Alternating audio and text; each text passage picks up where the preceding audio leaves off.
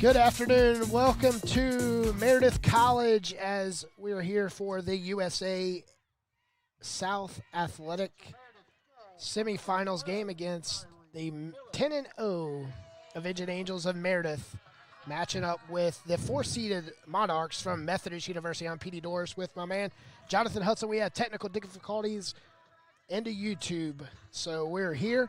It's 3-2. Methodist trails the Avenging Angels, Jonathan. Yeah, but Methodist came out hot and scored the first two goals, actually. Kaylani got one, Michaela Ramos got it started for him, and then Lauren Turner stopped the bleeding for the Avenging Angels, got one. Then we had Ari May in a free position, and Kylie Phillips got the last one. So now Meredith has righted the ship a bit. But one of the keys Coach Scott said to me before this game was winning the draws and limiting how much offense Methodist can get in the first quarter, because they've been hot in first quarters. They were up 9-2 in the first quarter of their semifinals, so that was a key for her to limit the draws and limit the damage in the first quarter. And so far, Methodist is bringing it in this one. Yeah, Methodist pretty much handled the 5th-seeded Piedmont 19-9 on Tuesday as they were on the road. So Methodist is showing they can at least put up goals whenever they're on the road. It's like you said, they jumped ahead 2-0 quick on the Avenging Angels, but Avenging Angels looking to score right here and go up by 2 goals. Avenging Angels are in the home whites, the burgundy numbers. I like the home whites. Home whites. My favorite jersey they have. Yep. It's a shot on the goal, and it was a good shot, and taking a shot, and nothing but right between the net was Miss Turner. She has 2 today now. Turner is definitely coming in as a freshman and impacting this as a midfielder for the Avenging Angels. They go 4-2, Jonathan. It's definitely not out of reach for the Monarchs, but when you're trail on the road against the number 1 seed, it's it's the momentum, and you really want the momentum to go your way as much as you can. As right now it's 4-2 as officials are checking the net. As you said, you want the momentum. Methodist had it, and they lose it right back. That's to hurt twofold, to have that momentum against the powerhouse team in Meredith and lose it. But that goal by Lauren Turner, you saw that's what she's done all season, is get to that middle shooting space area and bury it past the goalie. Yeah, with 4 seniors on this Meredith team and the Avenging Angels, all 4 of the seniors have never fell to Methodist, and you definitely don't want to fall at home in your last. For sure, yeah. You want to go into this tournament and you want to know, okay, we want to get 8. That's their goal, and you don't want to lose for the seniors who have never lost, especially against Methodist. Methodist is a great team, but like you said in our pregame, they haven't beaten Meredith recently, so it's definitely a game Meredith should be able to handle. Since 2019, it's 117-16. Yeah. And goals. So it's heavily in favor of the Avenging Angels. As we got a timeout here, let's go ahead and recap some of them first 2 goals. Jonathan, who picked the goals for the Monarchs? For the Monarchs, it was Michaela Ramos and Kayla Nee. Kayla Nee got the second one, but it was a pretty goal. It was a really awkward pinch angle on the right side, and she got it past Bianchi, and Bianchi's a solid goaltender. So that was a beautiful goal. As I would say, not Sports Center. It was a good one, for sure. And then Lauren Turner got the Avenging Angels on the board with 1. Ariana May had a free position, which she buried. A good way to draw the foul and get the free position opportunity. And then we had Lauren Turner get another one, and Lauren Turner's that last goal. Yeah, Phillips got one in between there too. Phillips on a good free position. She was able to cut right to the net and go up and flick it like she's done it a few times in her career. Yeah. As a freshman, you come in, especially for an elite program like Meredith has and Coach Lauren Scott, to, as a freshman to be playing and impacting as a midfielder as Lauren Turner has been this season for the Avenging Angels. It has a lot to say on her experience for with sure. the stick. For sure. See Dowdy on the draw here. She struggled. The draw has been 50-50 so far, and that's something Meredith needs to clean up here if they want to continue to build the lead.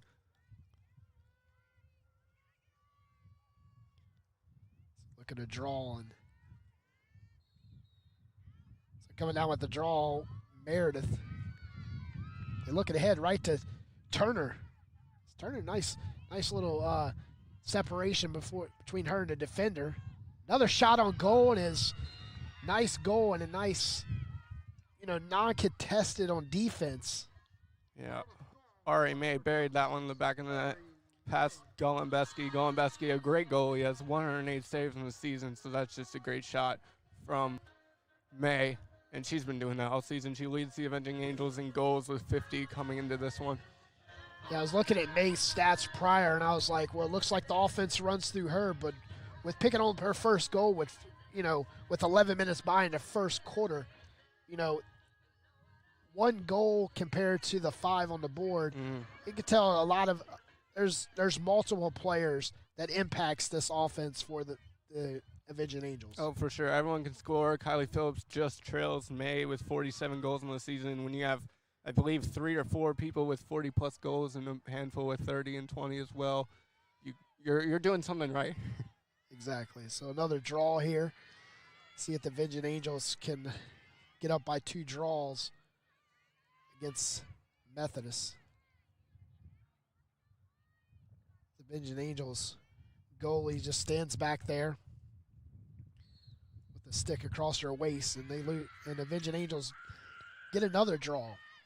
Great drawing by Jess Dowdy there, and they get it up to Tori Whitmer. Whitmer looking for May. May has it.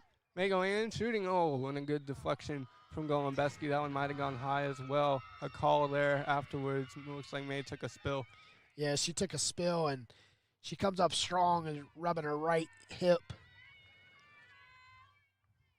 See, nice shot by May, but just fell out of the stick prior to crossing the plane. She'll get a free position opportunity here. Golembeski made 1 save in free position earlier, but she's given up 2 since. May going, lost it. And loses the ball. Comes right out of her stick. But I tell you, when you're going up with a play like that, 1 on the 4, the advantage is definitely not yours. For sure. Another free play and a missed goal. Great defense by Methodist. Here comes the Avenging Angels. Another shot on goal, and Methodist clearing it out. Verlinden shot off the post there. Marlon Haas clears it out for Methodist. And at midfield, and the Avenging Angels pick it back up. Having offsides on the Avenging Angels. Sprinting down the field is Rosa Williams. She kicks it right over to Foyles. Foyles behind the net. Nice pass. See if Methodist be able to get a goal here. Get within 2. They've had success with this set offense when they can get in their offensive zone and set up their offense. They've had success today. Williams had a wide open look, but swings it to the right side, and no way to shake her stick. Great defense by the Avenging Angels, defending that net.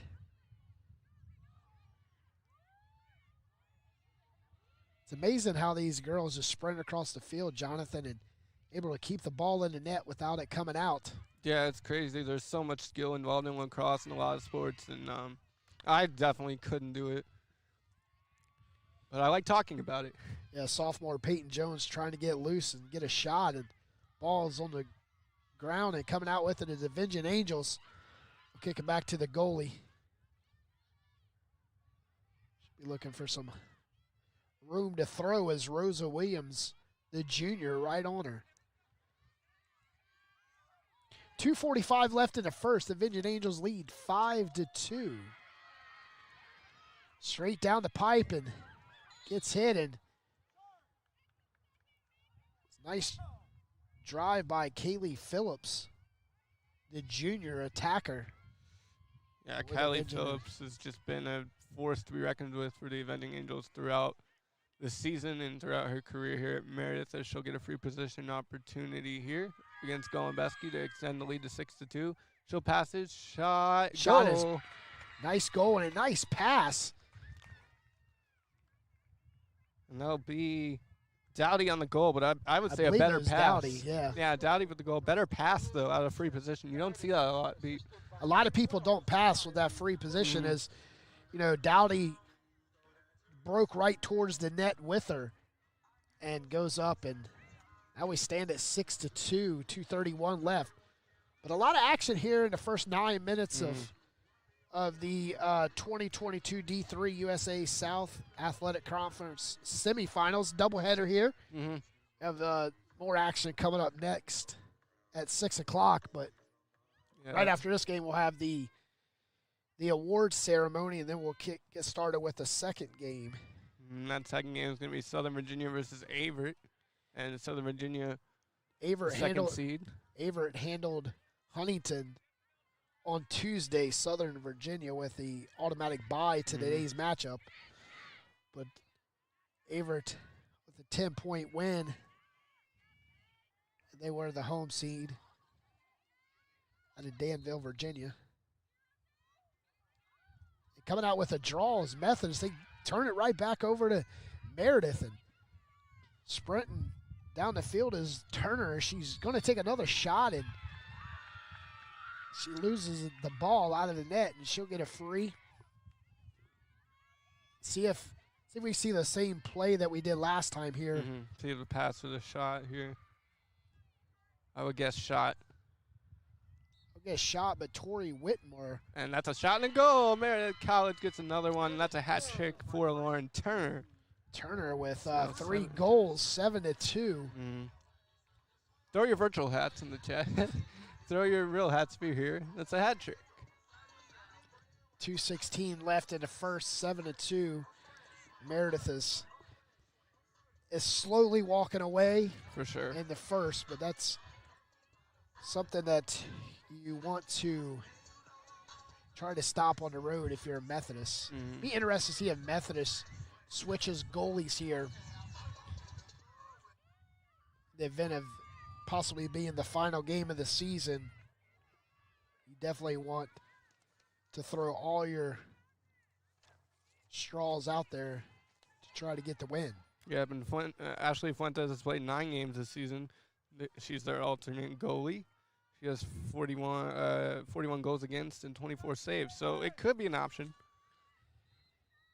And the draw comes up with it is Methodist. As going down the field is Peyton Jones, and she loses it. Scrambling with it and coming out with it is Sinkler. The far side right in front of the Methodist.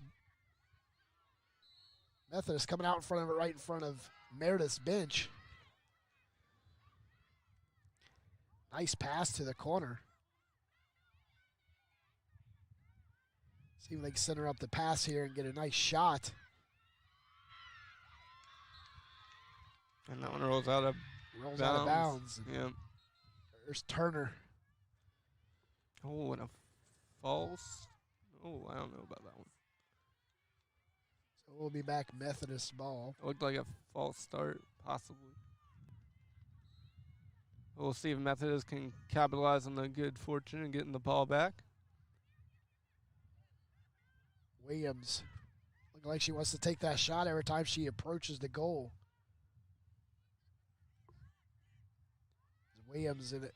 Coming out with it is Meredith's goalie. Nice save.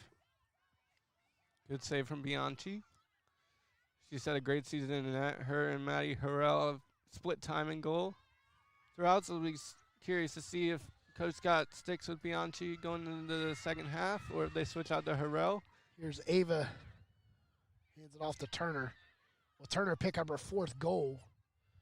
She'll pass it inside, and behind the net is Flake. Flake is senior attacker for the Avenging Angels. See if Meredith can capitalize here with 20 seconds left in the first quarter. Nice shot. Nice block by the goalie. What a save from Golembeski on a great shot from Verlinden. Ramos there to clear it out and give it back to the goalie. 3 on the clock. That'll take us into the first quarter. Division Angels lead 7-2 over the Monarchs from Methodist. We're going to take a quick break and be right back here with second quarter action.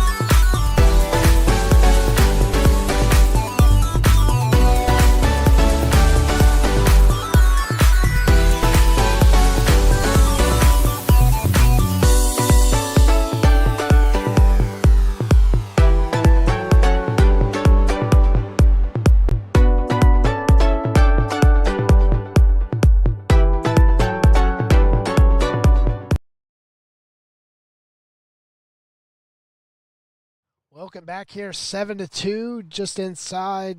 Getting ready to start the second quarter here. Jonathan, what a great first quarter. A lot of action here in the opening quarter. Yeah, 9 goals, and like I said, Methodist got out to a quick start, scoring 2. Warren Turner righted the ship, and Meredith kind of didn't look back from there. Phillips had 2 goals, I believe, and Warren Turner had 3, looking for 4. We had Ari May with 1 as well. And just a good quarter for Meredith. Whatever Coach Scott said or the team did after those first opening 2 goals, their Methodist really pressed them, and Meredith didn't look like themselves. That was a fantastic adjustment, and they've looked like the Meredith College Lacrosse I've seen all season since that time. So 7-2 at the end of the first. And we'll have a draw. See if Methodist can come out and start this second quarter with winning the draw. So Methodist will be shooting in front of their bench as Meredith switches sides.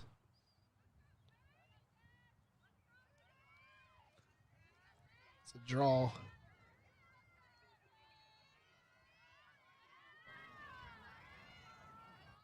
Interested to see if Methodist can come out and get a strong draw here to start the second and try to jump ahead. So it will be Methodist ball.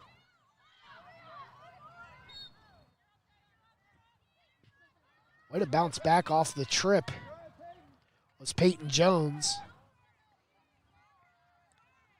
Jones doing a lot for the Monarchs today as she won that draw, is able to push the offense. She's been a key player for them all season with 35 goals. Monarchs right behind the goal.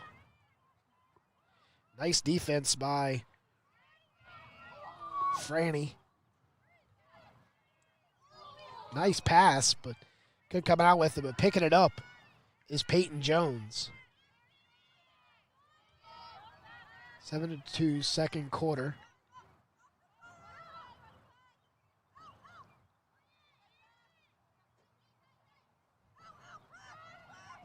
Amazing to see the coordination with spinning the stick. able to keep it in. That was me, Jonathan, had the ball to fall out every time. Same, Pete, same. Tried lacrosse twice.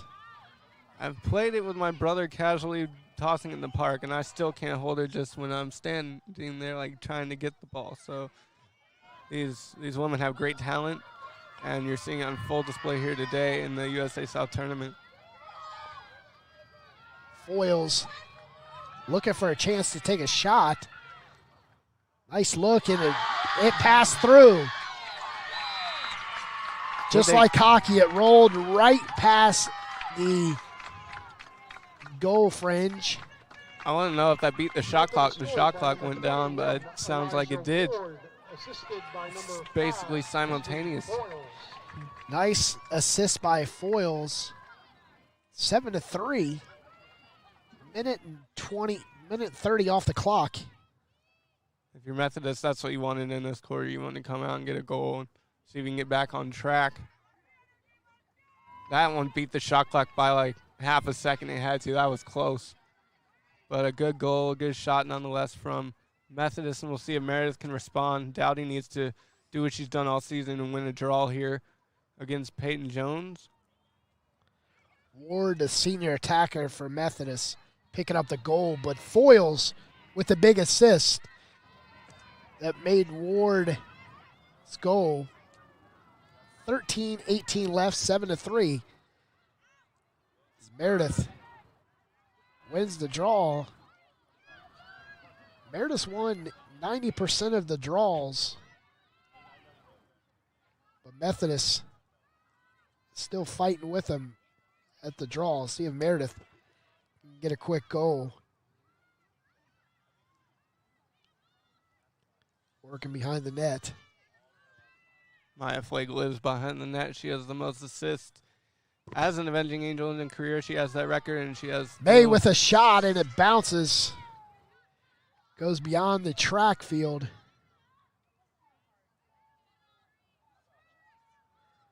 The Avenging Angels. May falls, and Methodist picking it up. And falling and losing her stick. But a nice hustle by Jasmine Henry, the freshman defender. You know, Jonathan falling on this turf. There's no give. Yeah. That's to hurt. My brother played soccer growing up, and turf, he was always like, yeah, that hurts when you fall. Yeah, you're not slide tackling on the turf. Yeah. See if Methodist can capitalize here and get another one and try to cut the lead to 3. They drop it back to the defender. As Kayla Nee hands it off to Ward. Ward loses it. Ooh, broken stick. Wow, I've never seen that, and I've done this for 2 or 3 seasons. That Dowdy's stick just broke straight in half. And she's their draw player, so that's an important stick. As Dowdy looked right at the officials as Ward was cutting up the sideline like, are you going to blow the whistle? My stick broke. Yeah. So it will be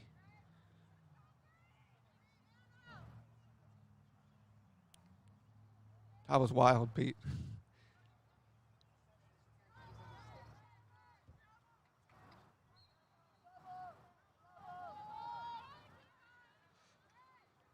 As Ward takes it, a little shove from Sinclair. Meredith Sinclair won the USA South Defensive Player of the Year. So congratulations to her for that accolade. She definitely deserved it. She's a fantastic defender. And Methodist scrapping out this possession, trying to maintain control. A few ground balls, but they've been able to pick it back up. Swing it behind the goal. Last possession down here, they're able to get a goal, and that was the same way as Marlon Hoss, the sophomore. Marlon Hoss picks up the goal, and it was not a goal. Whistle did not blow. As interesting. Looked like it bounced right through the net. Yeah. As she dropped her stick. So I was assuming it was a goal.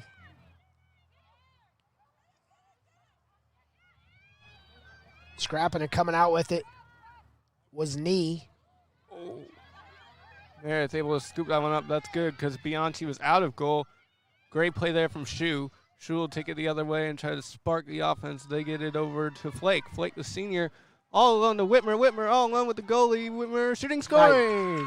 Whitmer with a one-on-one advantage with the goalie. It's definitely not going to be able to stop that. Yeah, great finish by Whitmer. Great transition by Meredith. Transition went into the offense, and the speed showed there, and a great goal. Meredith College now up 8-3 with 10:51 left in the second quarter. Maya Flake with the assist definitely helps whenever you have an advantage. Whitmer ahead and one-on-one, when you go one-on-one with anybody, it's hard. I mean, you got an advantage of running straight at someone standing still, defending a goal. Yeah. Good chance it's not going to happen. So the Vengeance Angels extend the lead to 5, 8-3. That combination of Maya Flake to Tori Whitmer, that's been a combination all season. The whole time they've both been here at Meredith, they have great chemistry. It showed on that play.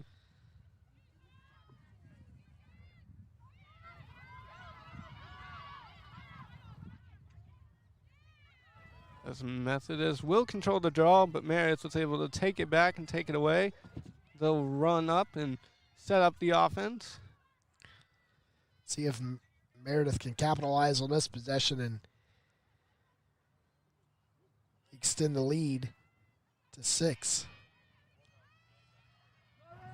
Looking for Whitmer. And Whitmer's got a defender right on her hip. Ramos. See what Flake can do here. She drives in. That shot's errant, and it'll roll out on the right side.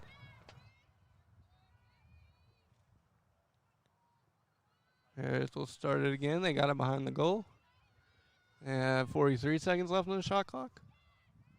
Rolling and going and shooting, missing left. And that'll roll out as well. Meredith close to it. They'll get it back.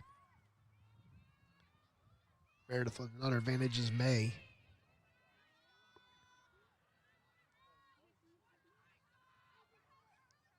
Nice spin.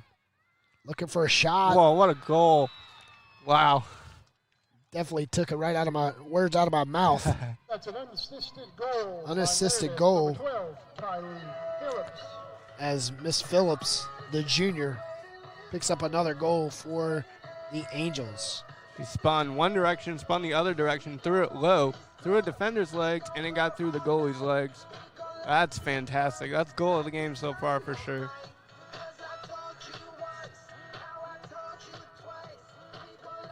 9-3, 9:29 left. Monarchs come out hot in the second quarter with a goal, minute and 30 off the clock. Got another possession, cannot connect with a goal, and it's been Meredith ever since, scoring 2 goals. Meredith led after the first quarter, 7-2. We stand at 9-3 now. Jonathan, see if Meredith can continue to win the draw. Yeah, that's something they've been doing good this second quarter, and that's led to them having the opportunities to score. But that time, it's going to be a foul against Dowdy, and Methodist will get the possession. It's the second draw that Meredith has won. But with the draw and the foul, it goes right back to Methodist. Sinclair with a foul. A little too aggressive on the bump defensively. As Jasmine Henry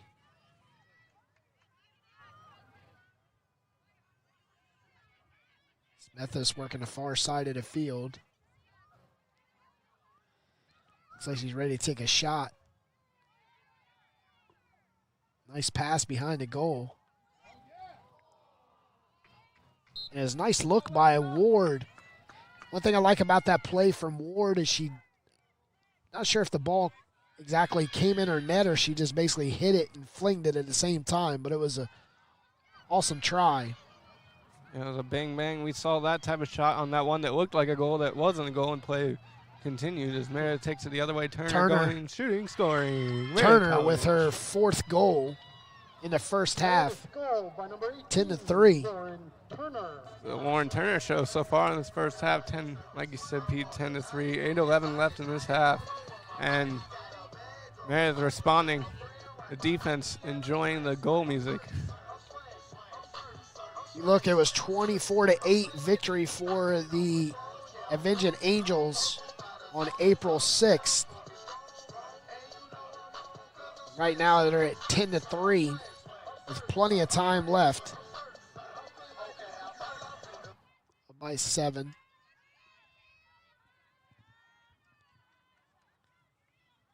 See if the Avenging Angels can keep the draw win up. And they're going to have to get past Tia Marling Haas. Marling Haas has 65 draw controls on the season, so surprised she wasn't in that circle more throughout the second quarter. We'll see if she can win one for the Monarchs. And Dowdy's trying to get it for the Avenging Angels. She does. Nope, coming out with it was the Monarchs is McGinn.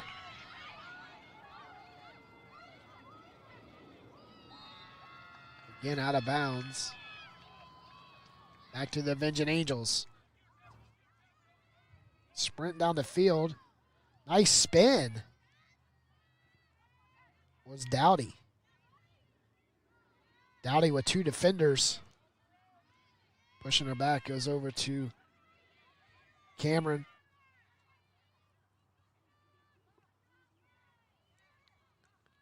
See if we get a shot by Phillips.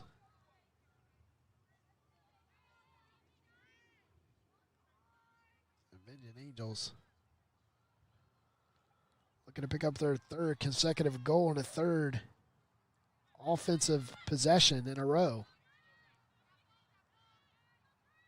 I believe May's going to get the goal right here for the Avenging Angels. Working the top of the circle, going in with a shot, and May picks up her 2nd goal today. mm-hmm. But the Avenging Angels 11-3. Called that one, Pete. May got it and was determined with it. Took it to the right side, got past one defender, buried it in the bottom left corner of the net. And Meredith up 11-3 here with 7:02 left in the second quarter. If you're Methodist, you got to find a defensive way to stop this offense because, as you said, that was the 3rd goal in a row, 3rd in 3 possessions. 3 possessions. And the way it started this quarter was Methodist with a quick goal with 1:30 off the clock. They got the ball right back and come back down. It's a great stop by the goalie for Meredith, and then it's been Meredith ever since. Just 8 minutes gone in the second.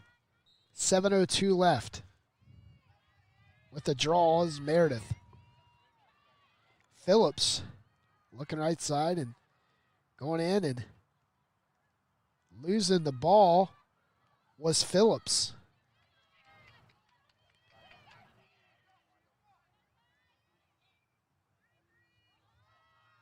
May way out the 20-yard line, and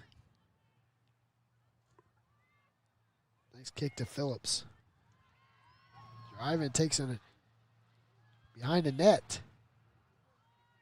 Nice pass and a great shot by Phillips. I believe that was Phillips with the shot. Great pass from Flake behind the goal. She lives for that pass. Meredith College, a great team at cutting toward the net. Number 10, Whitmer. Oh, Whitmer with her 2nd goal. Maya Flake, Tori Whitmer show continues here, and Whitmer gets another one for herself. And Meredith College up 9 now, 12-3. That's 4 possessions in a row with a goal for your Avenging Angels. It's five goals in this quarter. Last quarter they went with 7. But if you look right now, we're 6 minutes to go in the first half. Just 3 weeks ago, they only scored 24 in the game down in Fayetteville.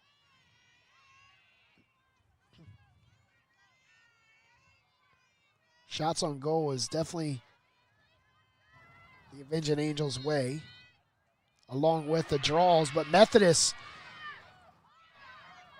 coming out with a draw. Marlon Hoss.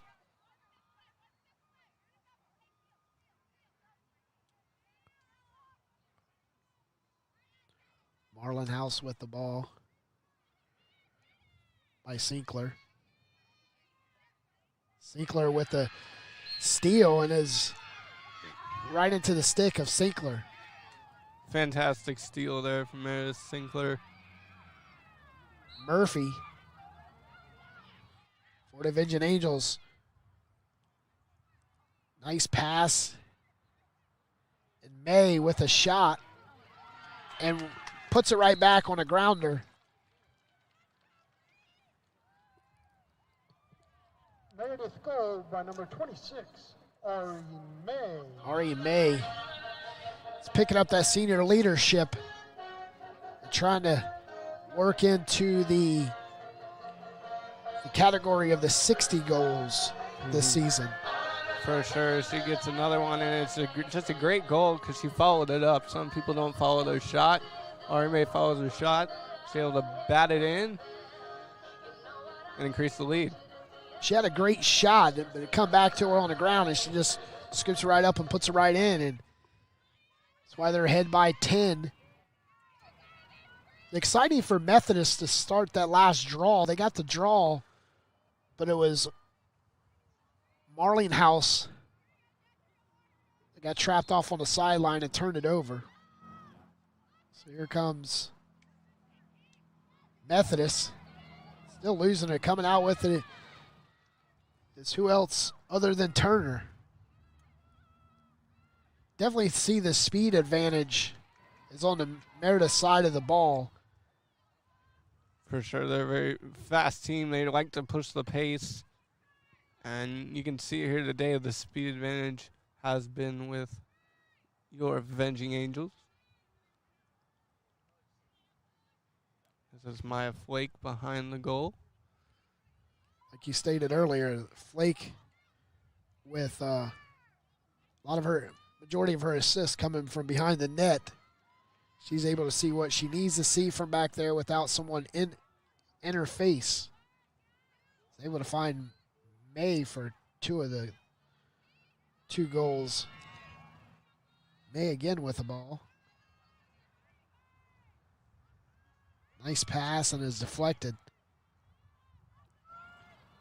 Here comes Meredith. On the defensive side is Methodist coming out with it. Nice pass to center of the field. And a great tip there from Megan Cox on that pass to Meredith to spark this possession for Methodist.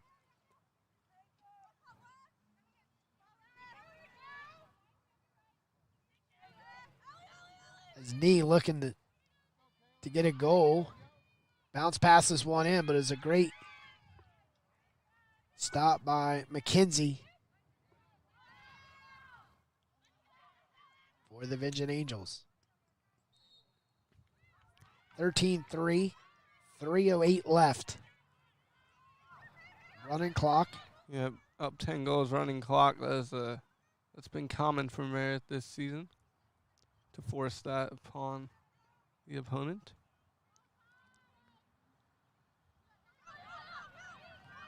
The advantage for the team winning, disadvantage for the team losing. Nice interception. Sure. Rushing up the field is Ali Shua. Shua with a good pass there. Looking for Olivia Blake in the game. That's fun to see. She got a few touches senior day. She's been battling with a tad of an injury this season.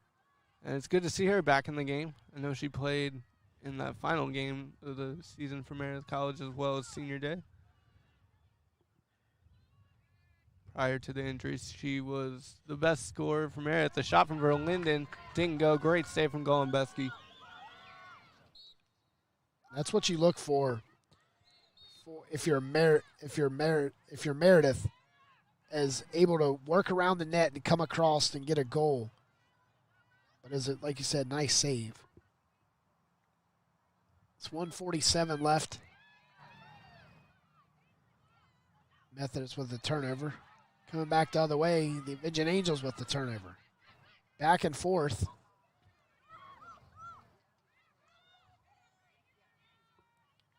Methodist looking to get a goal here. It's the way they started the quarter. See if they can end the quarter with a goal. With 72 seconds on the shot clock. Nice way to work it for me. Kayla Nee looking for some help.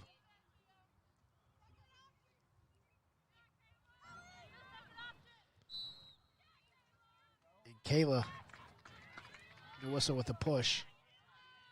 61 seconds left.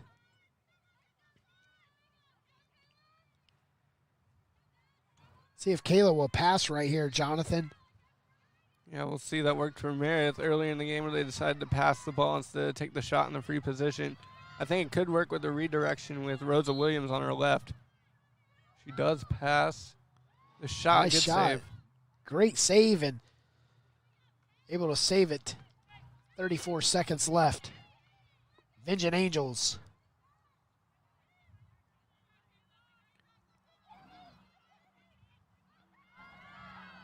Nice pass ahead. Cameron Machette trying to come up with it. Machette does. Can they get a goal? She's got Blake on her right. Passes it over to Blake. Blake shooting. And it went nice shot by Blake, but it went far left. Went on the track. Nice look and nice shot. Wide open shot, but that takes us to halftime. 13-3. We're at halftime as the Vision Angels lead the Monarchs 13-3. We're going to come right back here with little stats and summing up the first half after a word from Meredith College.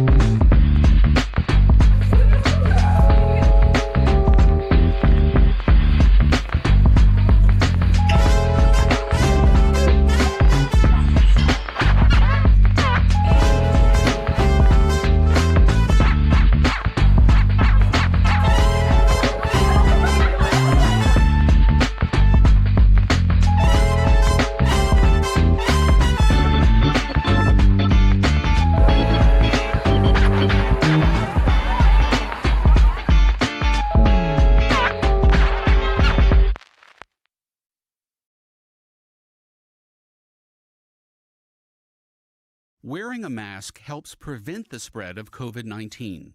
Wear your mask correctly. Wash your hands with soap and water for at least 20 seconds before putting on your mask.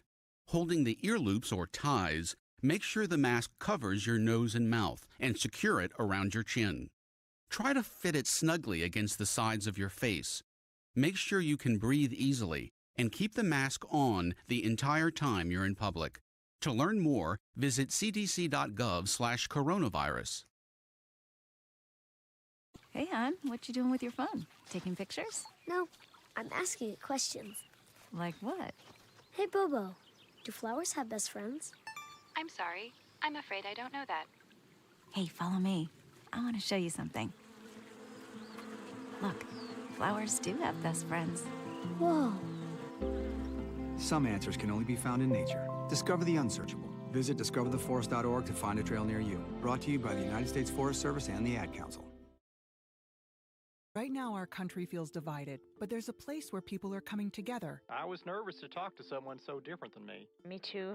Love Has No Labels and One Small Step are helping people with different political views, beliefs, and experiences connect through conversation, and it feels good. This conversation gives me hope. It gives me a lot of hope too. Take a step toward bringing our country and your community together. Start a conversation at lovehasnolabels.com/onesmallstep. A message from StoryCorps, Love Has No Labels, and the Ad Council.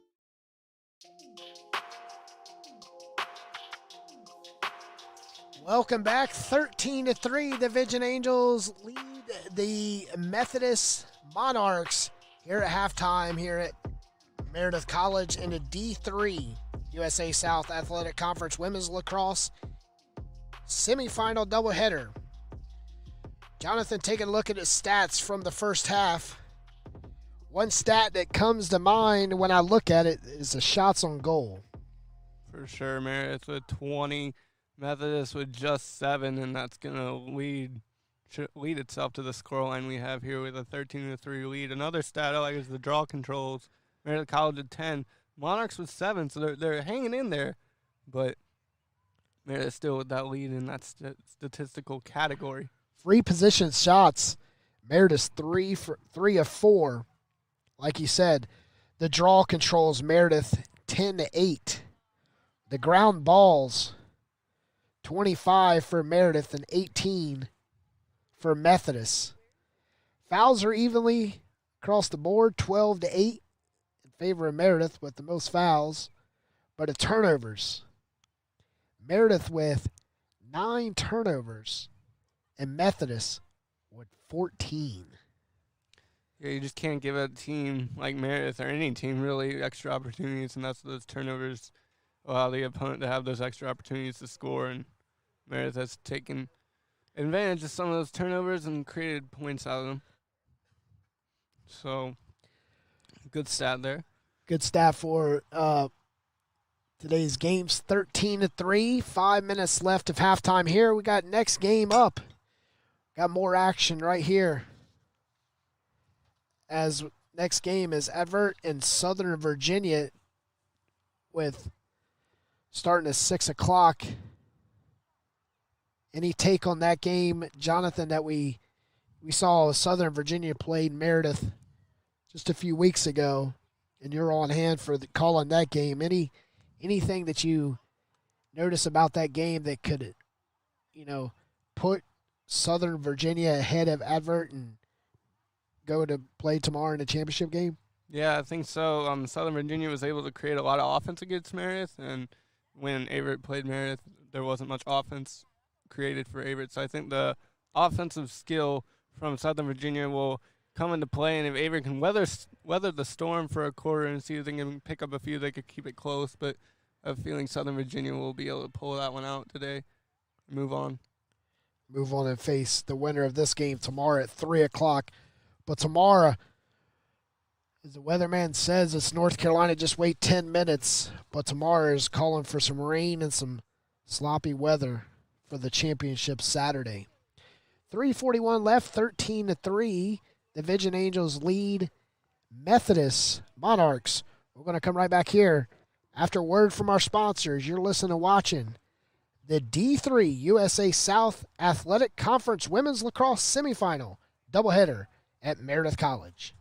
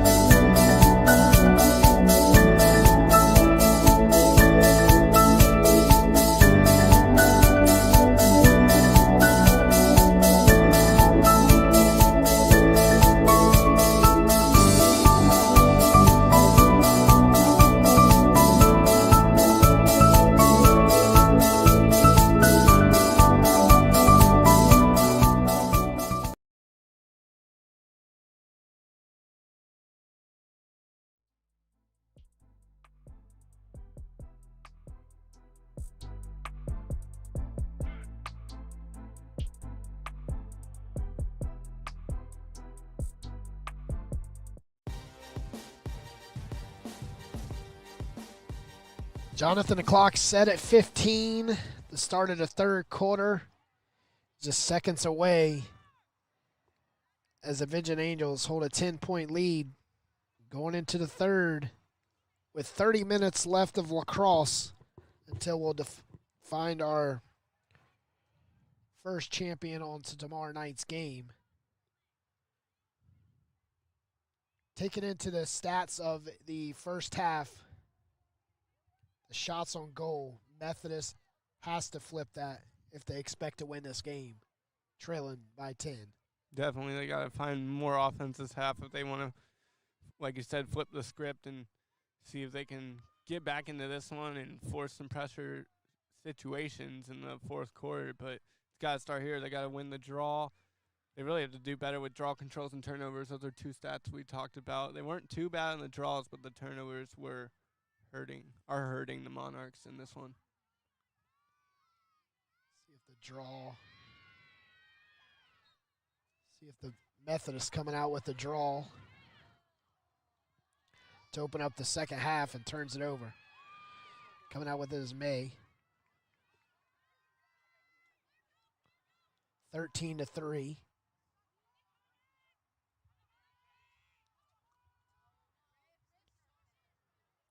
Nice shot in it. Right there for Whitmer. And Meredith gets quick goal with just 30 seconds off the clock. Yeah, Whitmer with a hat trick now in this one, and that was a bang play from her, a good shot, and she got it past Ashley Fuentes, the new goaltender here for the Monarchs. Good goal for Whitmer, and if you're Coach Scott, that's what you want to see coming out of the halftime. You want to get a goal quickly. If you're Rebecca for the Monarchs, that's not what you want to see. Yeah, you definitely don't want to see, a quick goal with just 30 seconds off the clock to start the half. You like the way the second quarter started. You guys winning the draw and getting a goal. 14-13. Left in the third quarter.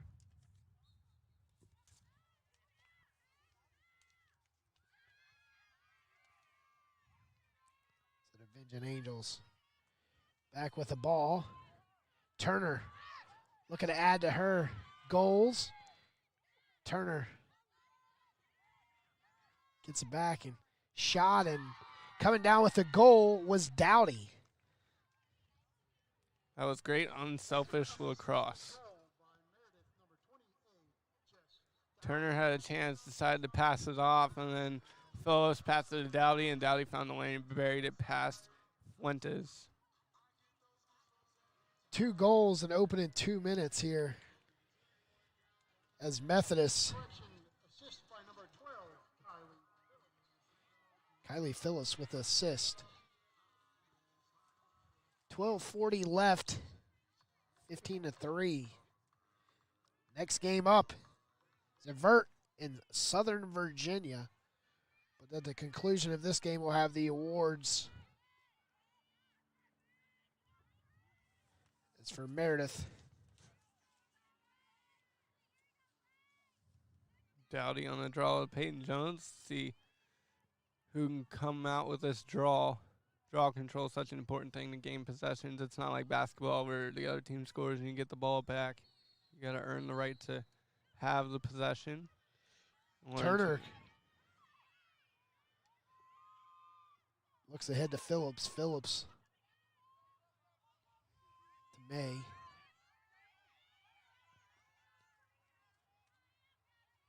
Nice looking. Coming in and was Murphy.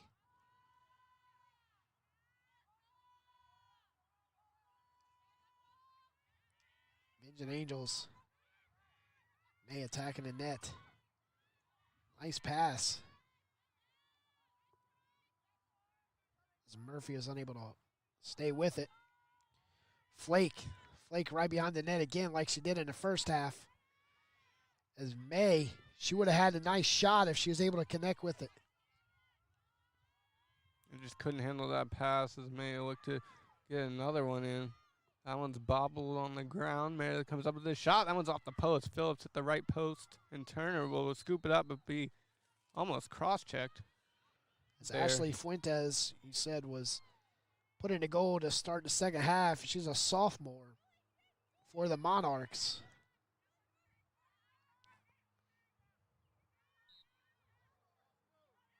As the Vision Angels hit the crossbar on the shot.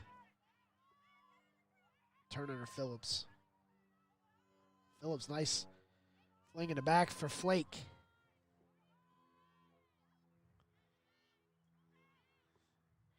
Trying to clear it out is Henry for Methodist.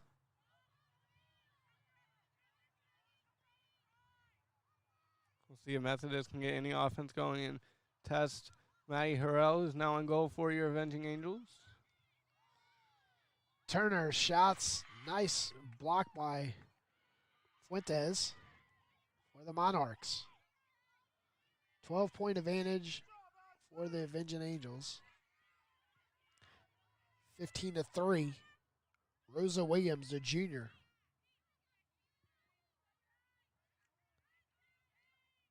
For the Monarchs.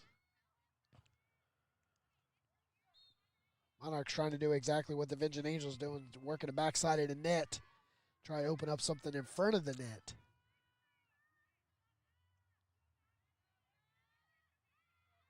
Looks like it'll be Rosa Williams with an opportunity here for the Monarchs.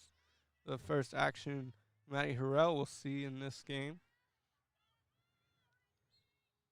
Williams going.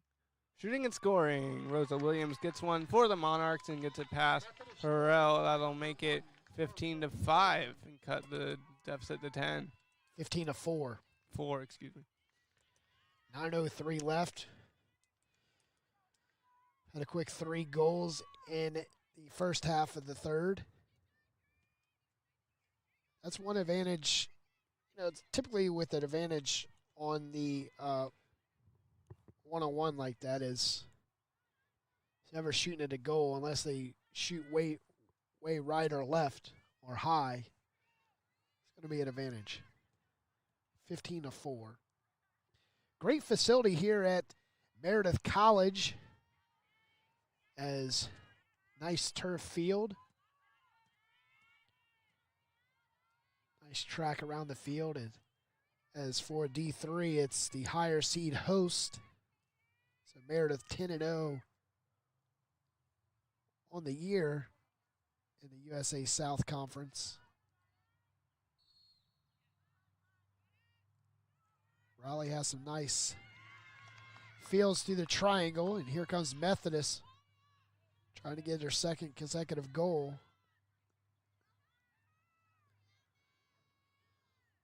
Methodist has not seen 2 goals in no period other than the first. Vision Angels.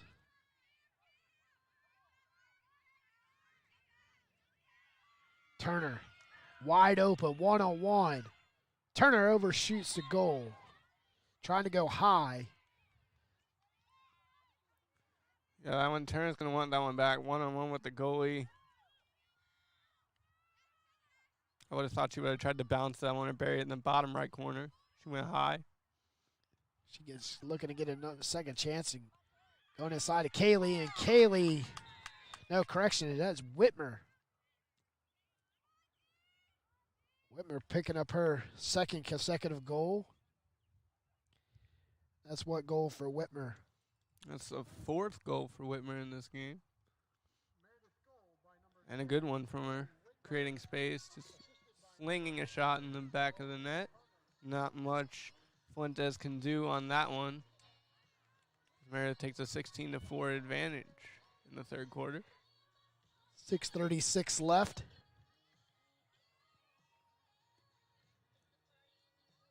I want to thank everybody for tuning in to today's Division III USA South Athletic Conference semifinals game. It's the number 1 seed Meredith Vision Angels. It's the Monarchs.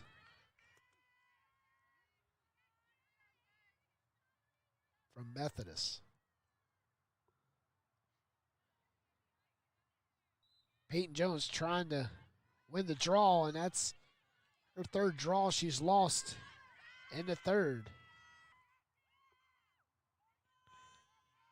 Phillips to May. See much offensive from May this half. So May, the turnover. Here comes Methodist. The sprint down the field was Henry, but May was right on her back leg.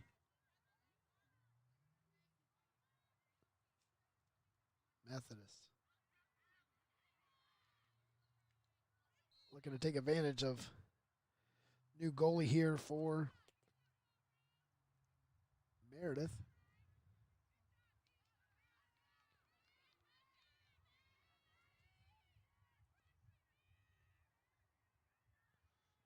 It'll be Peyton Jones on his free position opportunity for the Monarchs. She'll swing that one, but a good save from Harrell, and she'll take it behind the net and try to find a teammate to pass to.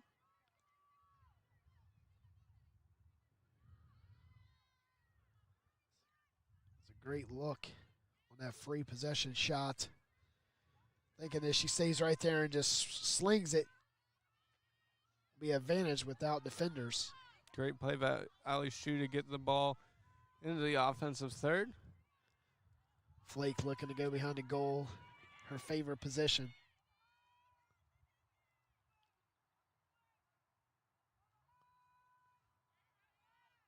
Flake looking for an assist.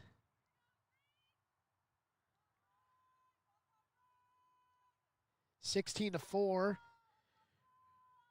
Just tuning in. It's been all Meredith other than the first few minutes. And Phillips gets another one there. Great shot. Location bottom right. Got through two defenders, fired past Fuentes, and that'll extend the lead. It's like in the first half, Methodist come out, score 2 quick goals, and Meredith put up 7. In the second, Meredith added 6. Methodist added 1. Halftime score was 13-3. Now we stand at 17-4 with 1 goal for Methodist and 4 for Meredith. Methodist came out and did what they needed to do, but then Meredith got right back on track as we see a timeout here. We're going to take a timeout with them. 17-4. You're listening to High Level Media's coverage of the D3 USA South Athletic Conference semifinal for Meredith College.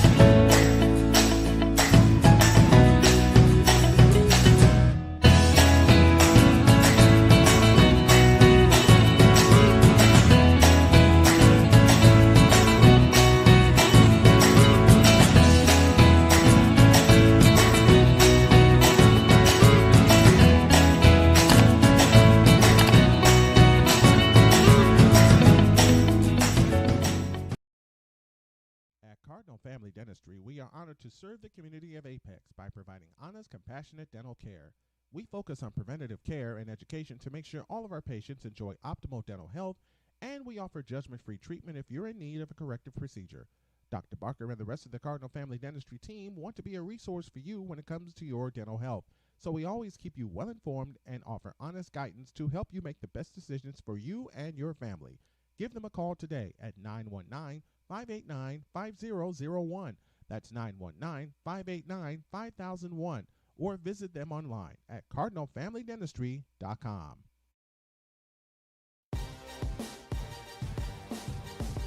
17-4 as Methodist trails Division Angels with 3:26 left in the third. Jonathan, it's been all Avenging Angels since they took the lead at the 9-minute mark in the first.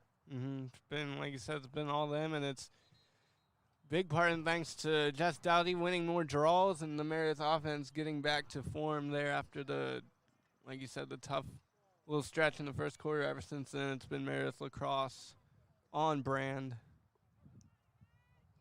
And Ari May and Lauren Turner with lots of goals for the Avenging Angels in this one. Yes, is back to a draw. See if Peyton Jones can win the draw for Methodist. Methodist comes out with the draw. All the way back by the goal. Fighting for it as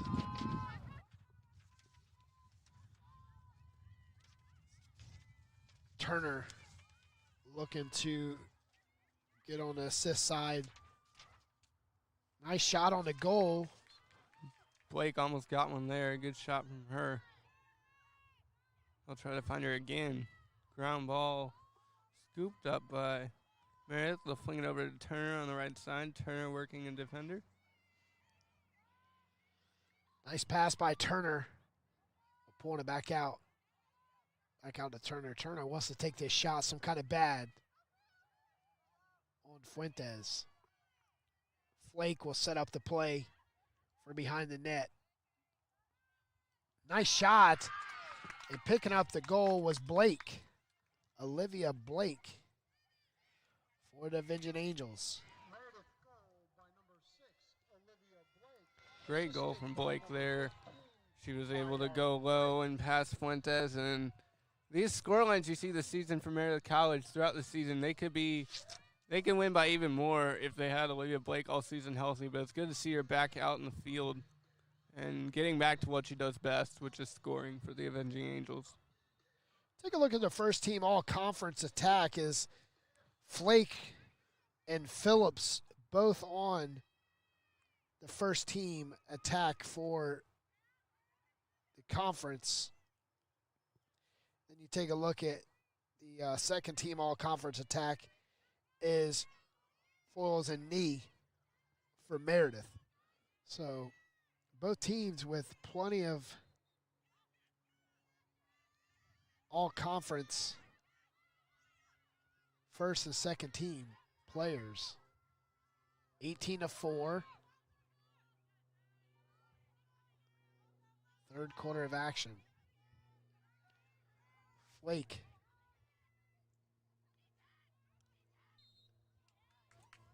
Looks like it'll be a shooting space violation on Julie DeLellis, and Meredith will get the free position opportunity. Going and shooting and scoring. Meredith College gets one. Whitmer got another one. 19-4.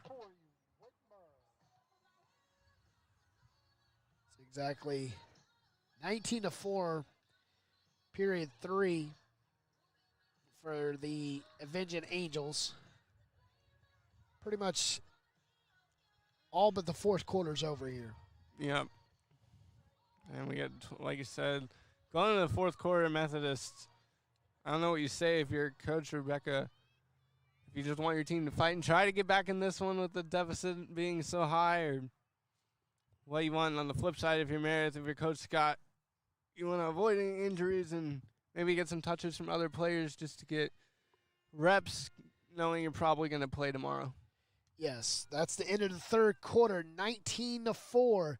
The Avenging Angels lead with just one quarter left. They always say it's the money quarter. We're going to take a quick commercial break and come right back here.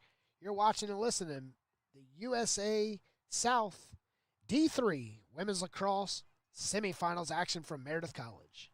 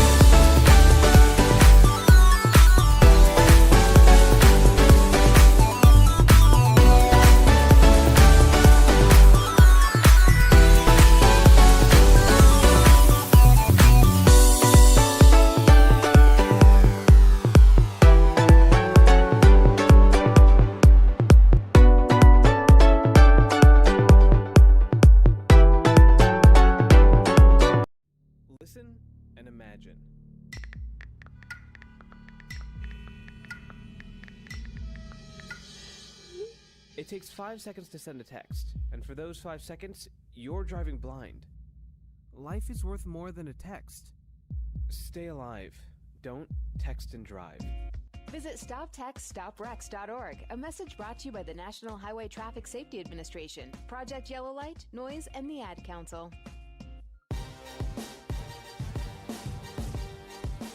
15-4, Fidelity Investments money quarter here as the Avenging Angels lead by 15, 19-4 over Meredith Monarchs. Jonathan, all but 15 minutes left of action. They switch the sides. The goalies stay. And in that third quarter, the Avenging Angels come out to play like it was 0-0. Yep, and that's what I think makes Coach Scott such a great coach. They can be up by 10, and she can rally the team and make it seem like they need to go out there and score to win.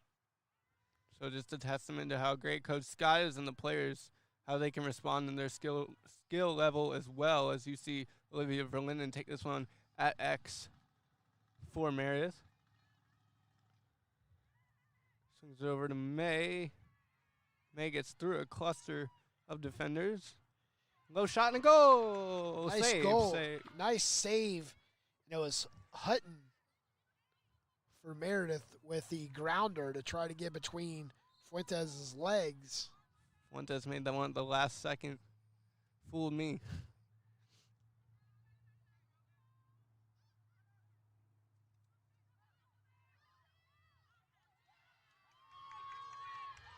So here comes Meredith. As the Avenging Angels drop back on defense. Able to catch up with her. Come across midfield. Nice pass behind the net.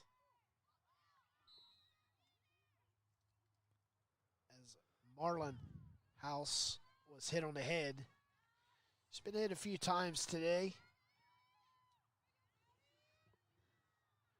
Been able to rebound, though, from those errant hits. Show an opportunity here to strike for the Monarchs. See how Harrell can handle the free position opportunity. And that one goes wide right. Steele will pick it up and take it the other way for the Avenging Angels. It's a breathing point for the Avenging Angels whenever the free shot, you're able to not give up a goal. It gives you the momentum bouncing off of the miss. Avenging Angels with the chance to get to 20 with the made shot on the net here. Whistle will give Spradley, the freshman. Spradley's the quickest player on the team by far, sprint speed. She has it, she'll go in. And her shot was good. So Spradley, the freshman, picks up the goal. So it's 20-4 now with 12:24 left. Next up, Averett and Southern Virginia, the 2 and 3 seed in the USA South Conference. We'll have that at 6 o'clock right here on the same YouTube feed. If you're Averett, being that 3 seed, you got to come out quick like Methodist did, but you have to keep going instead of what Methodist has done. You got to withstand the runs. As Averett has not played well on this field this season. So with the draw.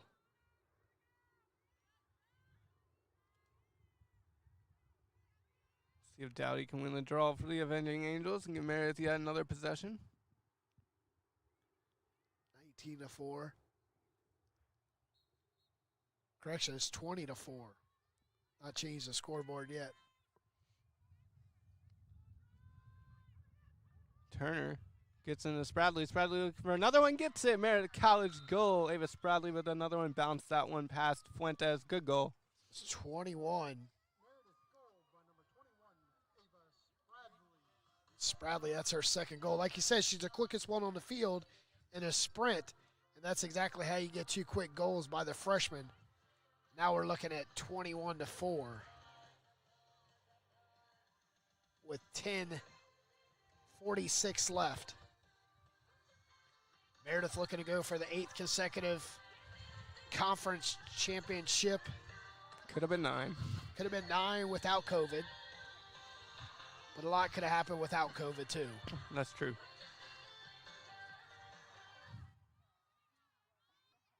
Spradley will go up with the draw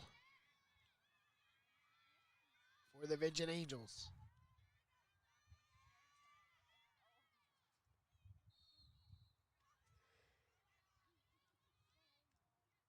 Spradley loses the draw. Coming out with it is Methodist, trailing 21-4, and turnover. Nice pick by Franny Rosine.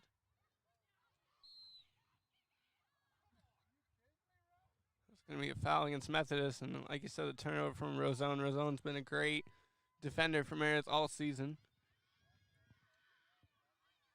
As Meredith will look to clear it, get the clear ground ball.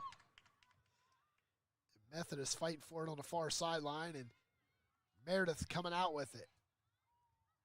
Henry gave it her best shot on that one, but the Avenging Angels able to come up with it.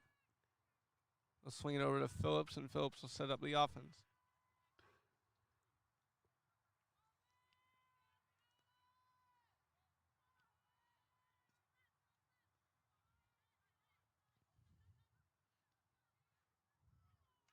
And Meredith will go down. That'll be a foul.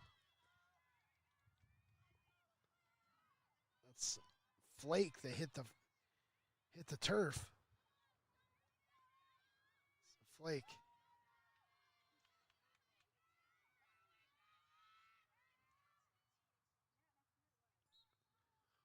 Flake with the free position opportunity shot. The referees whistled. And it'll go the other way. The Monarchs will get possession back. Fuentes to play it in. Plays it into Cahill. Free possession shots. 5 of 6 for the Vision Angels. Flake cannot connect with that one to make it.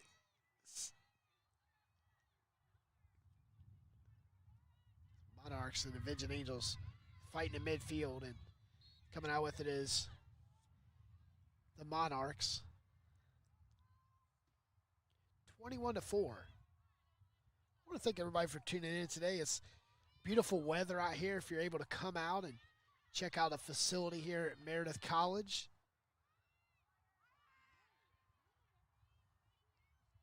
Meredith has great facilities. They got the soccer, lacrosse one here with the track. They have a great gym for basketball and volleyball. It's a cool place to be.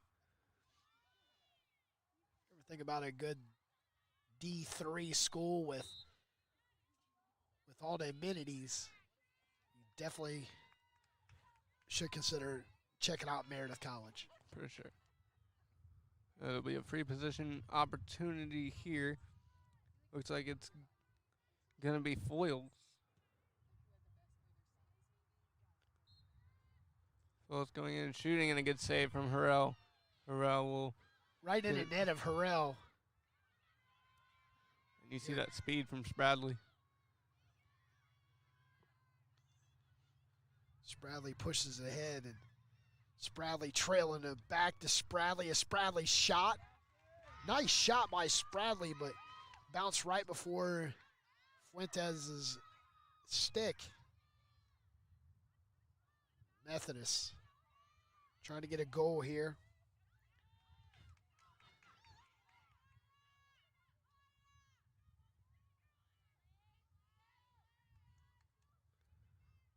21-4. Ward takes it inside. Ward shoots, and a great save from Maddie Harrell. But we'll see if there's a penalty against her there as Ward hit the deck. What a great individual effort by her to get into that shooting space and even have a shot on goal. It looks like she will be rewarded with a free position. Yeah. Rosa Williams was the last free position goal for Methodist. The 9:10 mark in the third. We're at 6:22, 21-4.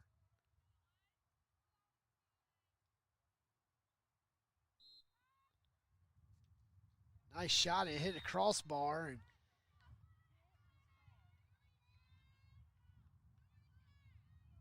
she hit the turf pretty hard. She gets back up, though, so we'll have another try at it. That was Ward. She'll try it one more time. She'll pass it off and losing it. Here comes the Avenging Angels.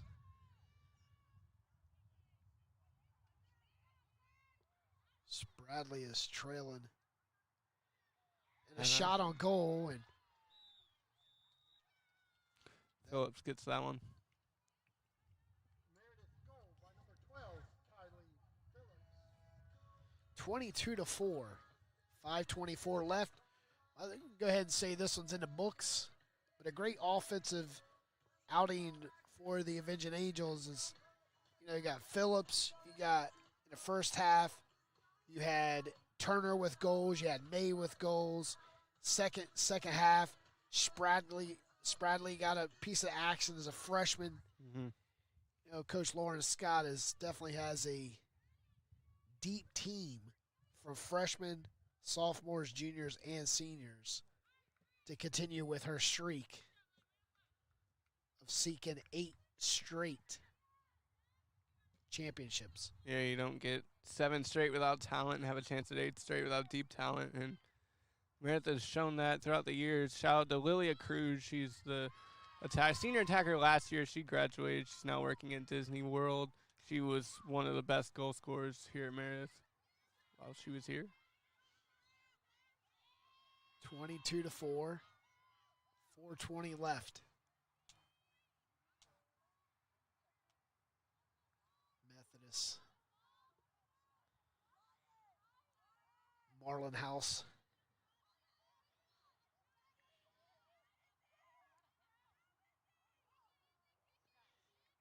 Obviously see couple different players for the Monarchs. That's Kayla Nee. Is able to bump and pick up a foul. Here comes Spragley. 3:44 left. Shot on goal, and it's good for the Avenging Angels. Great goal by Jess Dowdy there. Just able to stick handle her way in and get it past Fuentes on the top left side. And it'll extend the lead even more here with 3:20 and counting in regulation in the game. Fuentes started in the second half.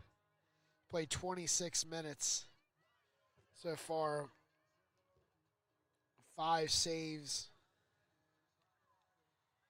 23-4.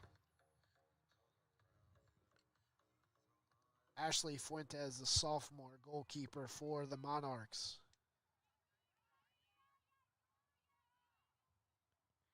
The junior goalkeeper got pulled in the first half as they trailed by 10.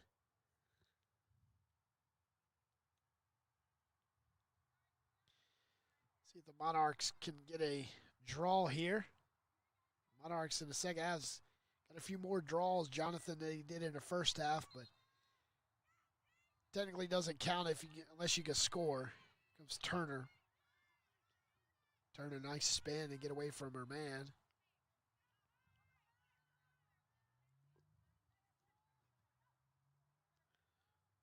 Whitmer behind the goal goes the flake. Nice pass right over the net to right to Tori Whitmer, the junior attack. 24-4. Minute 50 left. The Avenging Angels still continue to climb. Whitmer with a great goal there, and Meredith continuing their offensive prowess in this one.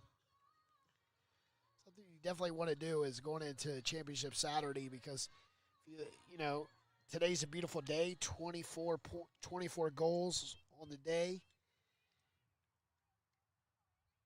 And a great defense to hold the Monarchs to just 4. The defense has been fantastic this game. Izzy Steele and Meredith Sinclair heading up that defense. Ali Shu having some good possessions as well. They're the core of the Meredith College defensive unit, and they played a fantastic game today. Bradley trying to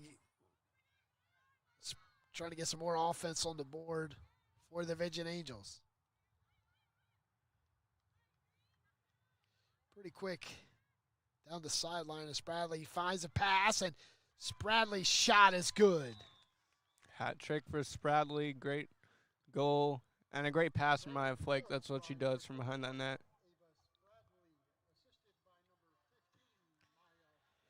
25-4, 30 seconds left. Possibly could have been the last offensive possession for either team as they're walking slowly up the field.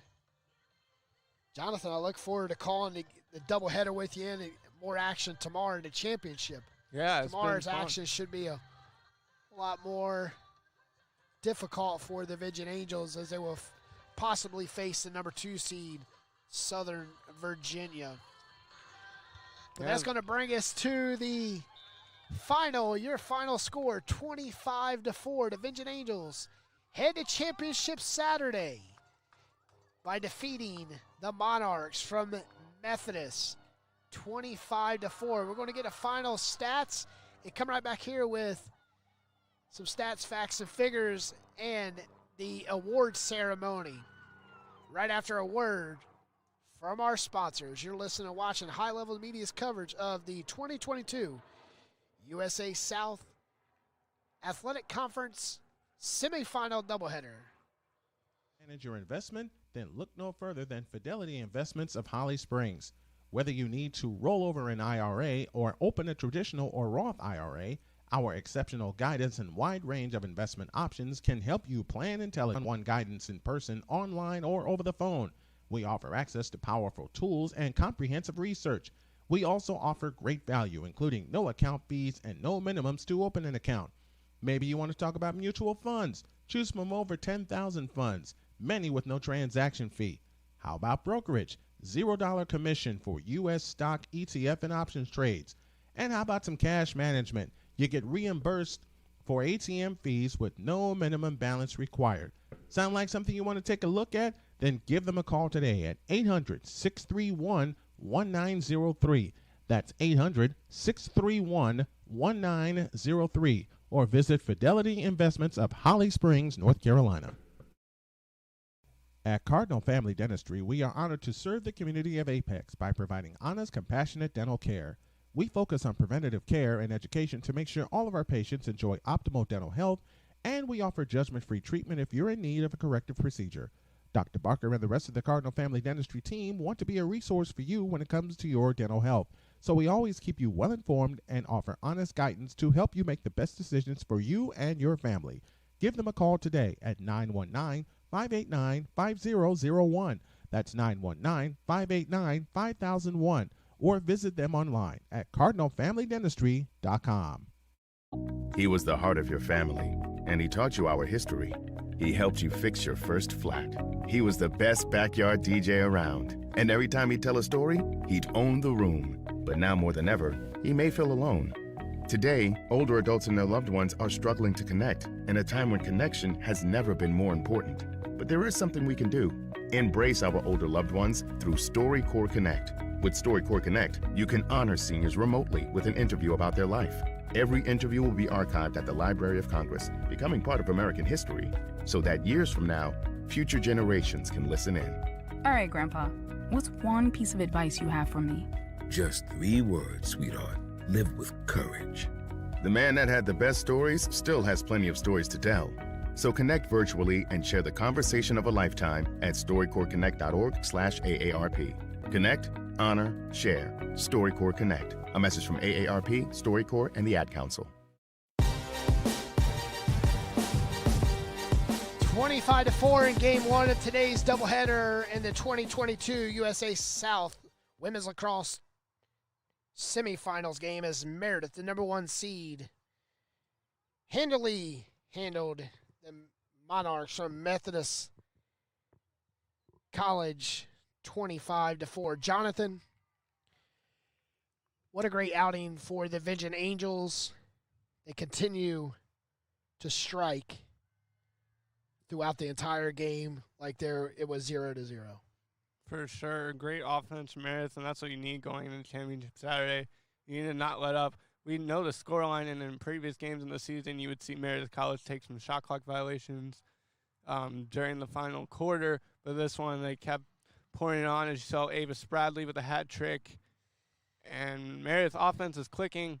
If you're Coach Scott, you got to love that going into the championship Saturday. Additionally, your defense played a fantastic game. The goalies kept you in it as well.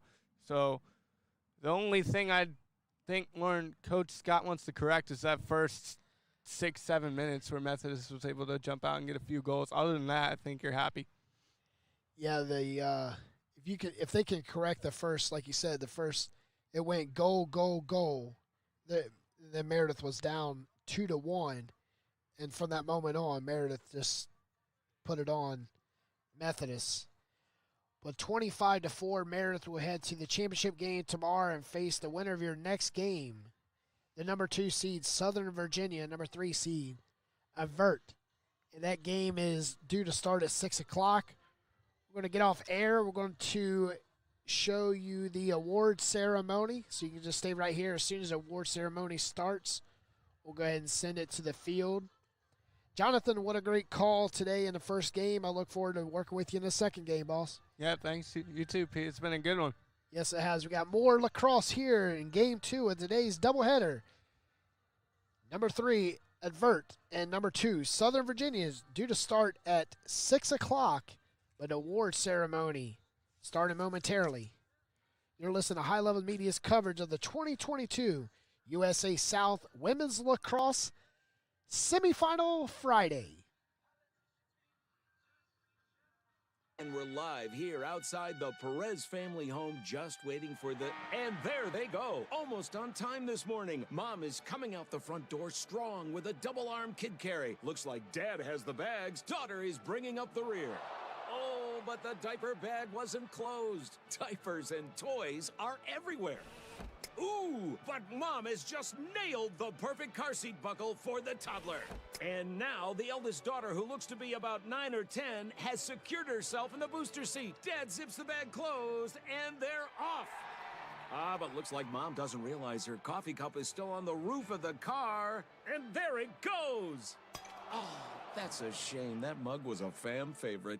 Don't sweat the small stuff. Just nail the big stuff. Like making sure your kids are buckled correctly in the right seat for their age and size. Learn more at nhtsa.gov/the right seat. Visit nhtsa.gov/the right seat. Brought to you by NHTSA and the Ad Council.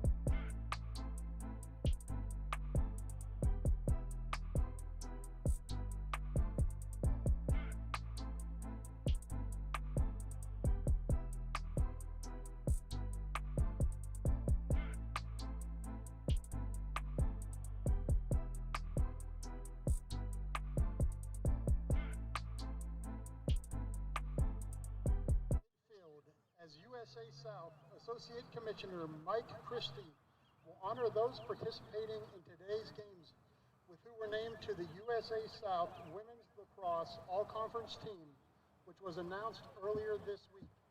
The full list of honorees can be found at usasouth.net. First, the all-sportsmanship team members.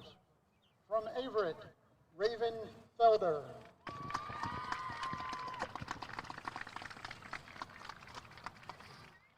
From Meredith, Ava Spradley. From Methodist, Rosa Williams. From Southern Virginia, Holly Kuna.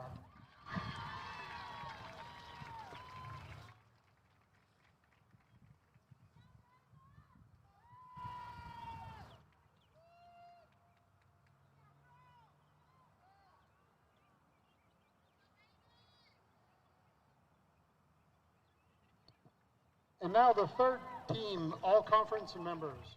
At attack, from Meredith, Olivia Verlinden. From Methodist, Rosa Williams. And from Meredith, Tori Whitmer. At midfield, from Methodist, Peyton Jones.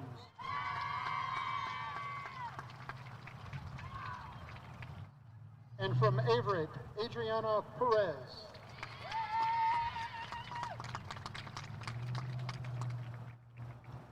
At defense, from Methodist, Jasmine Henry. From Southern Virginia, Roxy LeBaron.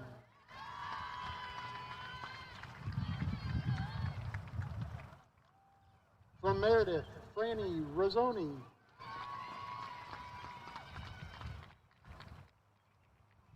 And from Averett, Kelsey Steckroth.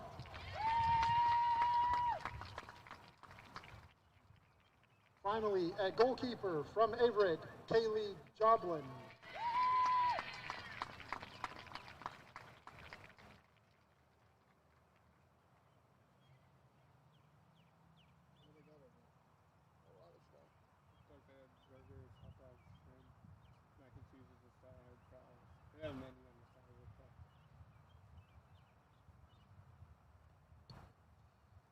Next, second team all-conference members. At attack, from Methodist, Keegan Foyles. And from Methodist, Kaylee Nee.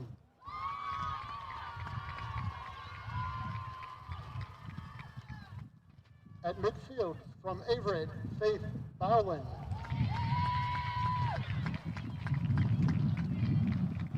From Southern Virginia, Chloe Mitchell.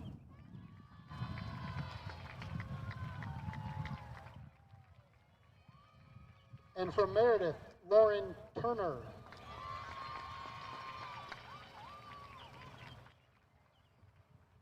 Finally at defense, from Meredith, Ali Shua.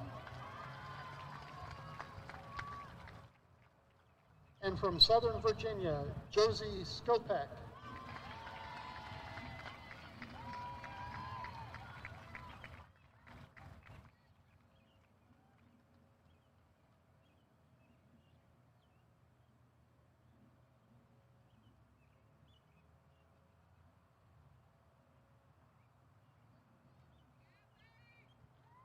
And finally, the first team all-conference members. At attack, from Meredith, Maya Flake.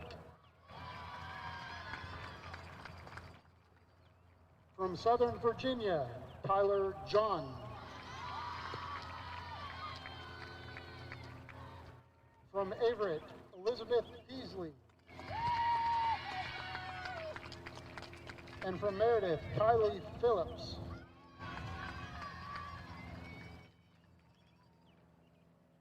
At midfield, from Meredith, Jessica Dowdy. From Southern Virginia, Alyssa Johnson.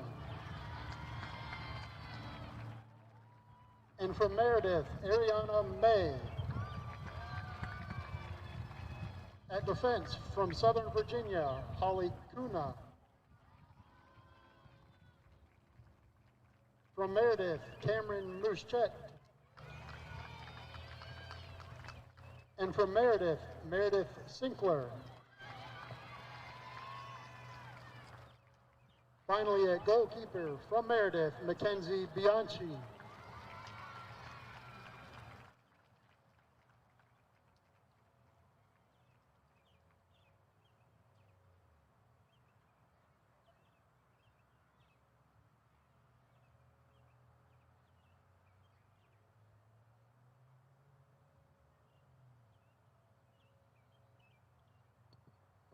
Now we would like to recognize the following individual award winners here today.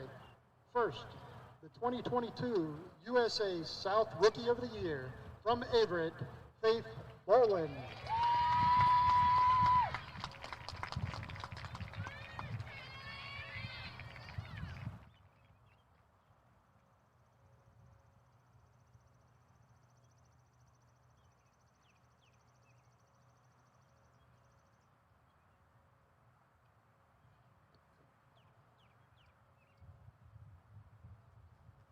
The 2022 USA South Defensive Player of the Year from Meredith, Meredith Sinkler.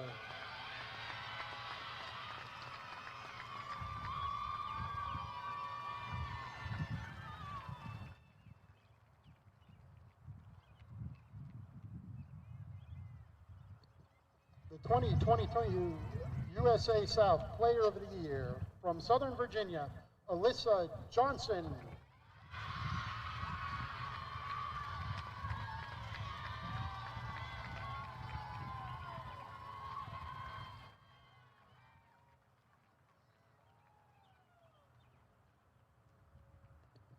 Finally, the 2022 USA South Coach of the Year from Meredith, Lauren Scott.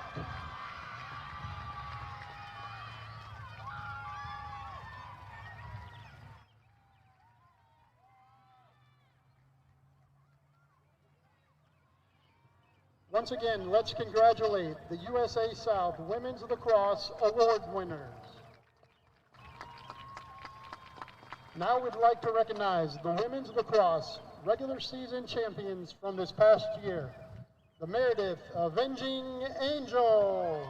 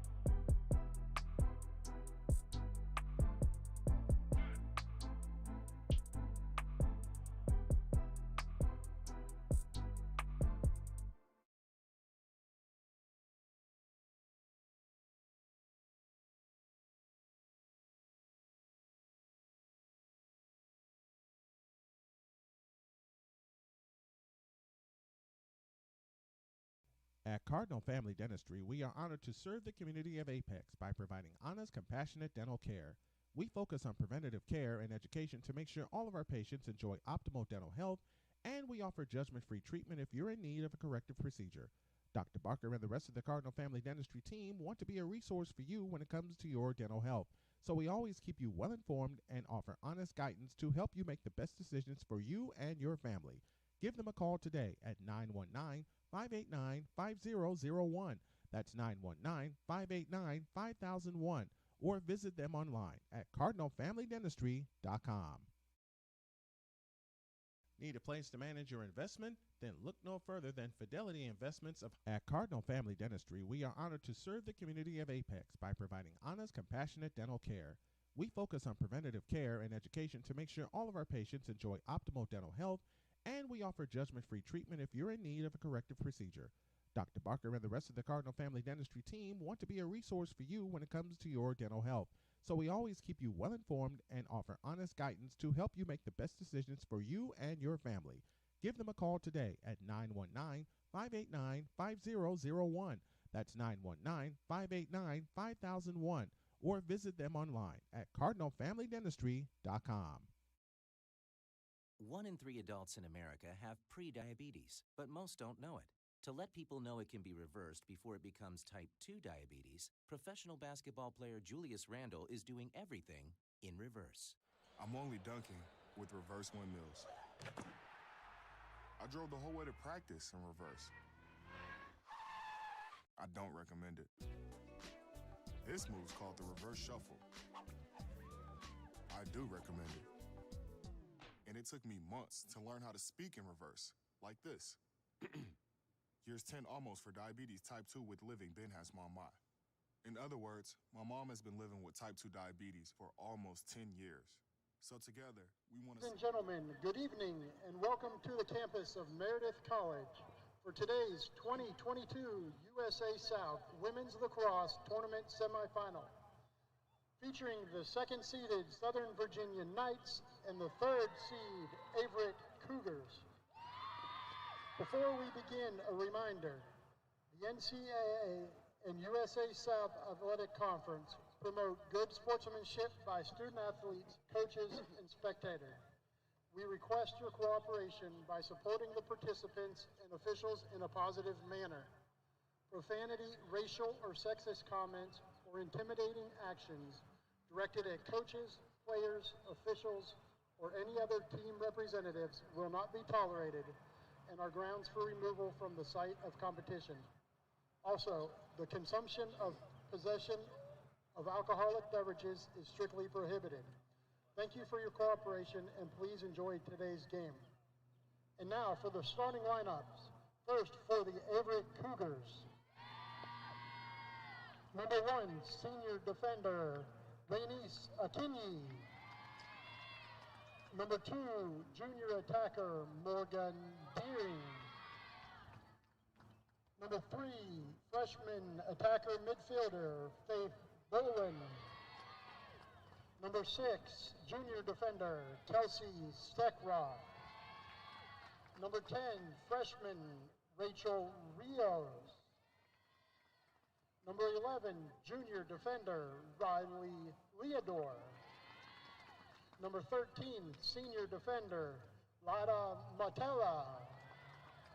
Number 15, junior midfielder, Raven Felder. Number 22, senior attacker, Hannah May Ayers. Number 24, graduate midfielder, Elizabeth Peasley. Number 27, sophomore goalkeeper, Kaylee Joblin. Number 30, junior midfielder, Adriana Perez. The Cougars are led by Kelly Ryan and assisted by Emily Heim and Aaron Murphy. And now for the starters for the Southern Virginia Knights. Number 1, sophomore attacker, Abby Pepperoni. Number 2, junior attacker, Alyssa Johnson. Number 3, sophomore defender, Roxy LeBaron. Number 5, freshman attacker, Piper Searle. Number 8, senior defense, Holly Kuna. Number 10, freshman defender, Josie Skopek. Number 12, freshman midfielder, Adelaide Smith. Number 15, freshman defender, Tupu Mulatalo. Number 18, sophomore midfielder, Tyler John. Number 21, sophomore attacker, Skylar Rowe. Number 28, senior midfielder, Chloe Mitchell. And number 32, junior goalkeeper, Jessica Webb. The Knights are coached by head coach Rainey Whitworth and assisted by Lauren Thatcher.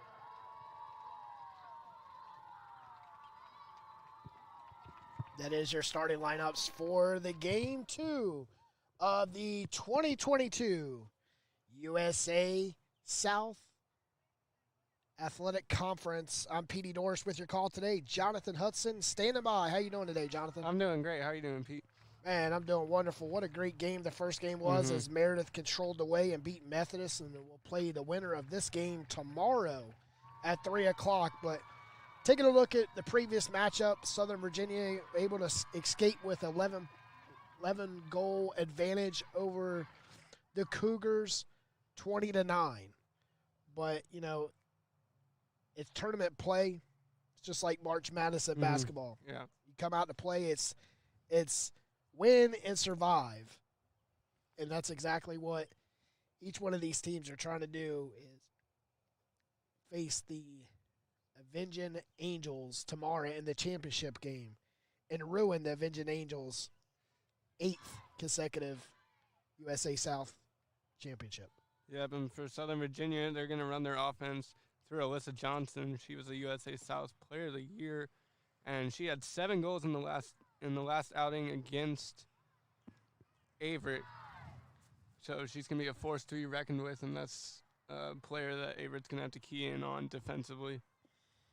Like you said, that's one name that we will call, I'm sure, just a few times tonight, but it won't be the only player to score for the Knights from Southern Virginia.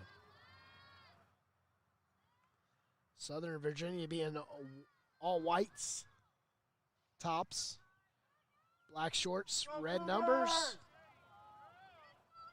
Averett will be in royal blue, trimmed in gold.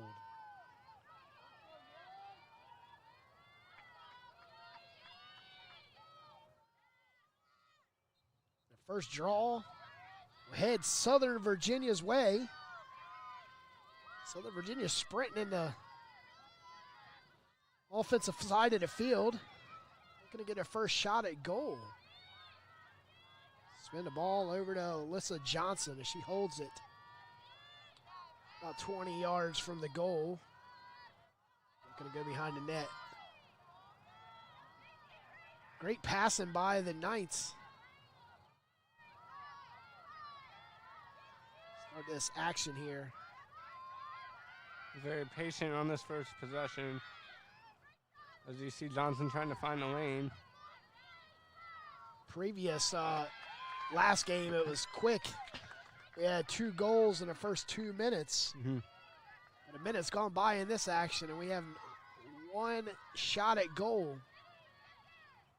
Here come the Cougars on offense.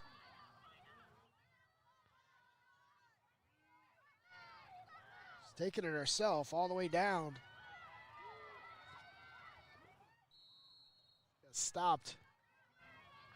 With this turf field, the turf field does not give. Yeah, that fall's got to hurt a little bit for Ravenfelder, but a good play by her to get it in the offensive zone for Averett, and it results in a free position opportunity for her. See if she can get the first goal on Southern Virginia. She drops back for a pass. Good decision.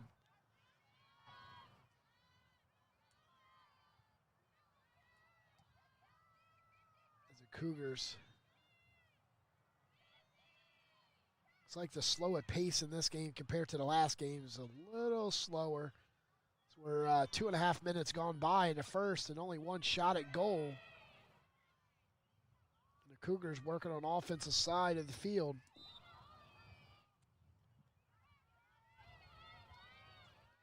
Almost a turnover there, but Averett will maintain possession. Averett closing in on the net, puts up a shot. Nice block by Jessica Webb, the goalkeeper for the Knights. Whistle in. It's going to be against Southern Virginia. Averett with another free position opportunity. Let's see if they shoot this time. Assuming you'd have to shoot. They get a shot off, and it's off the side of the net. Here comes the Knights. Shining armor on the offensive side. The flash in the front is Holly Cunha.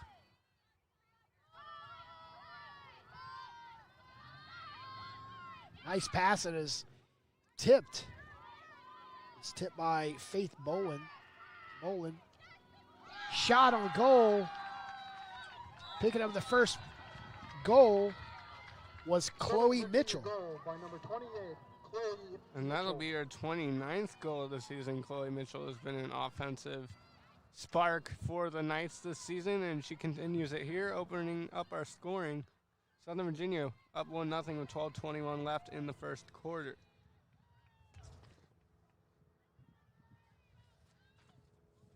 The Cougars, coached by Kelly Ryan in the 5th season for the Cougars from Averett University.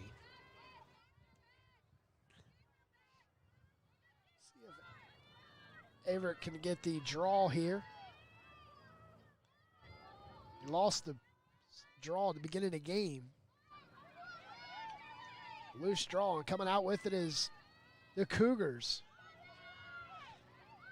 Not one of the best passes. They're able to get it off, and sprinting in the front is Perez. Perez passes it off, shot on goal. The Cougars are getting a nice looks at the goal, but the goal is not that big as far as wide as they're shooting. Yeah, they're just pushing wide, and anything within the frame. Jessica Webb is on top of it so far in this one.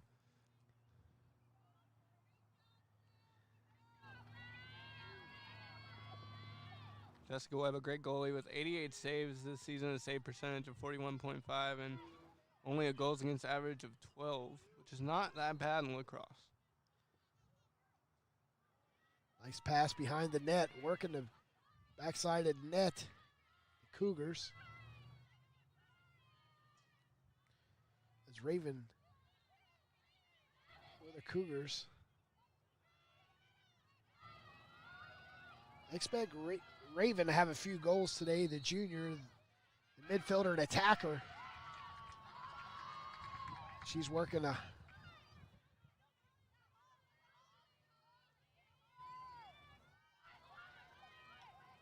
Southern Virginia with the ball. Back and forth on her net. She sprints in the front is LeBaron. Nice spin by Tyler John.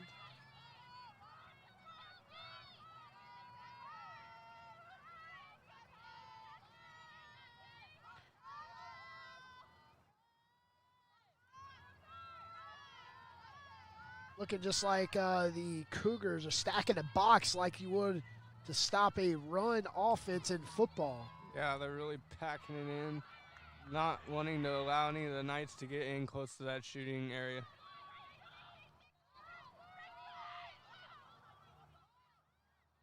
Behind the net. And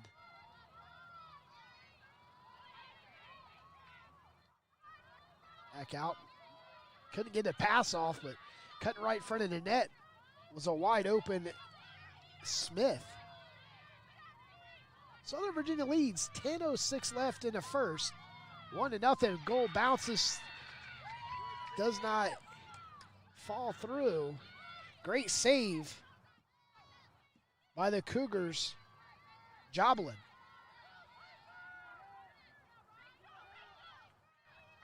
Joplin with a good save there. She has 119 in the season and 9.8 goals against average.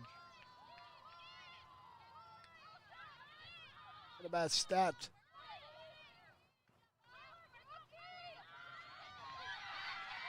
As the Knights lose the ball.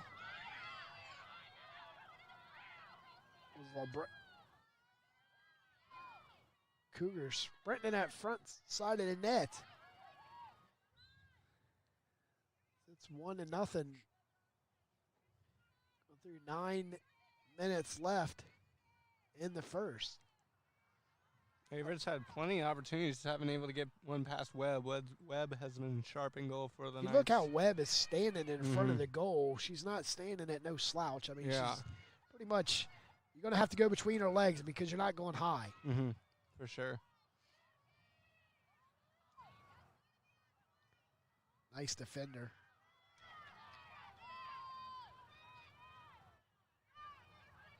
Southern Virginia. Not able to hold the passes. There's a lot of ground balls to start the first half. The way Averett got off the bus right before the award ceremony, I mean, they're playing good, just getting off the bus and showing up and playing. That was a good one there. I believe Adelaide Smith to bury it into the goal to increase Southern Virginia's lead to 2. She had that bounce. It bounced right in. Southern Virginia goal by number 12, Adelaide Smith, assisted by number 15, Tupu Mulitalo. And Tupu Mulitalo with the assist. Freshman defense player. Has to have one of the best names in the conference. Yeah, you look at the Cougars. I mean, they have some lot of pronunciation. But I'd have to give it to Tupu. From Southern Virginia. 2-0. Southern Virginia leads. That's another draw win for Faith Boland. She is having a lot of success in the draw circle. This is one possession that must score, and they end up getting a goal. It's 2-1. Favorite goal by number 6, Kelsey Sekwa. Sekwa with the first goal of the junior. 2-1. Good play from Steckroth to just keep going in the lane and finding a shooting lane. No shot's a bad shot. It's close to the frame. Halfway through the first quarter here, 2-1. This is the number 2 and number 3 seed in the USA South Conference.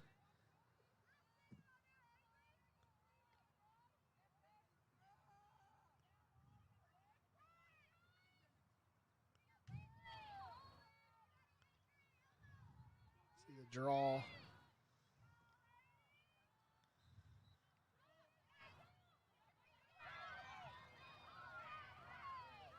Keep the draw was Averett.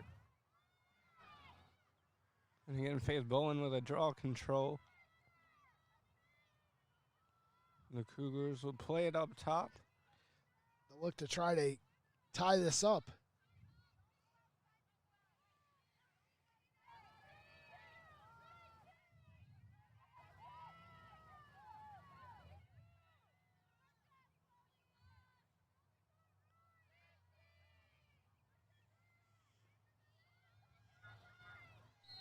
Ground ball picked up by Southern Virginia, but not before a foul is called.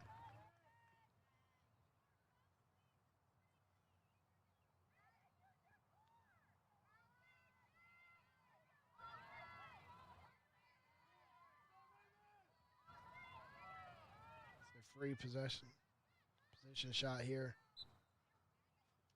High. Unable to score on that one, so it still remains 2-1. Southern Virginia will take it the other way. You see Skopik with it. Swinging it over to Mitchell. Mitchell, one of the goal scorers here for the Knights.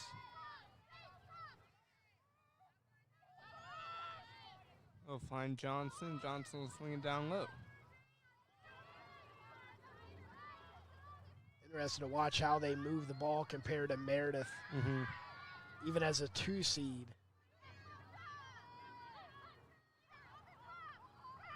Nice shot.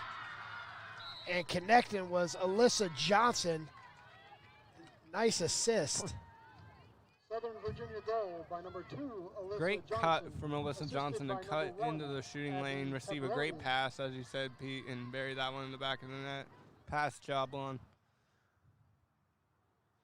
Easy pass as she was cutting. Like you said, I mean, the cutting brought the pass.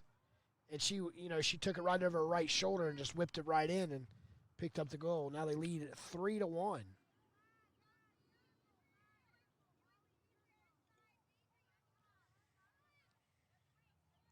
First quarter action, 6:29 left.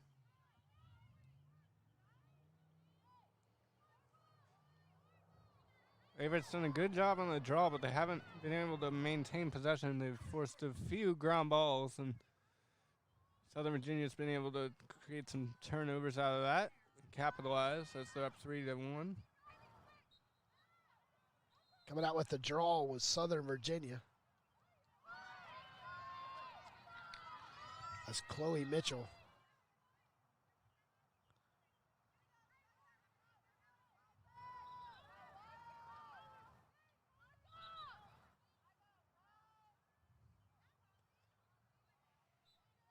Substitution or something. Coming out there, here come the Knights. That's Tupu. Tupu facing 3 defenders.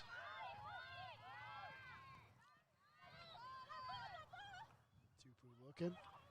Nice little lob pass to Tyler John.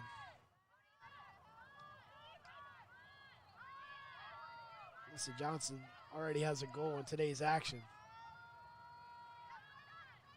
We'll see if she can do what she did before when they played Averett and put up 7 goals.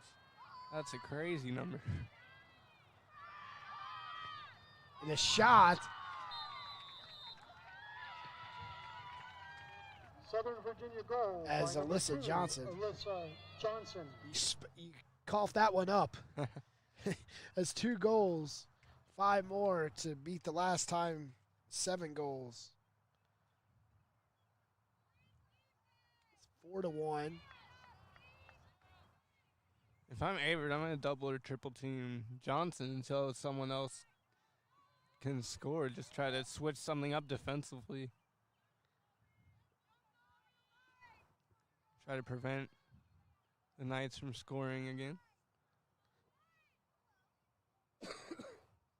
And Averett and Southern Virginia on the draw. Averett's won most of the draws so far. We'll see if they can get another one here. And Southern Virginia comes up with that one. That's 2 consecutive draws for Southern Virginia. Trying to climb back in that statistical category. 4-1.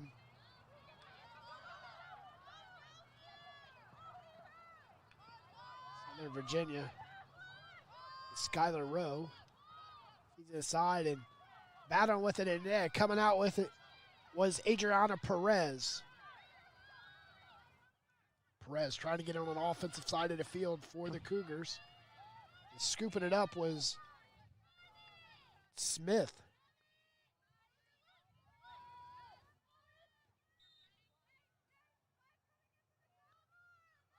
.430 left in the first. 4-1.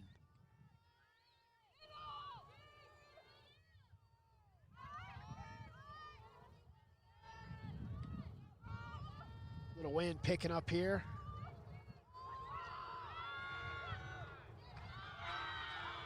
Almost had a stop, but was able to sneak by the goalkeeper, Elizabeth. Southern Virginia goal by number 12, Adelaide Smith.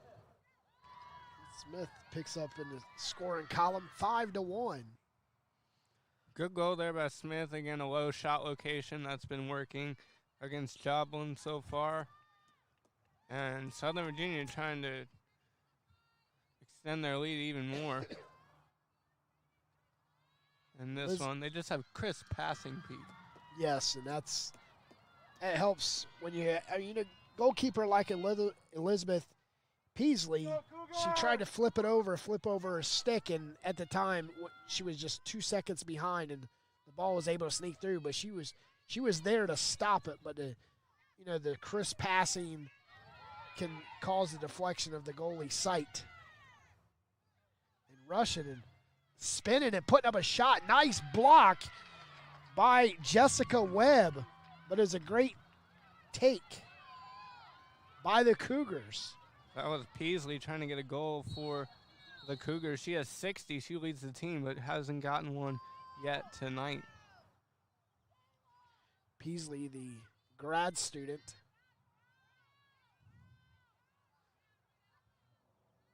These past 2 seasons, Peasley has put up video game scoring numbers for the Cougars.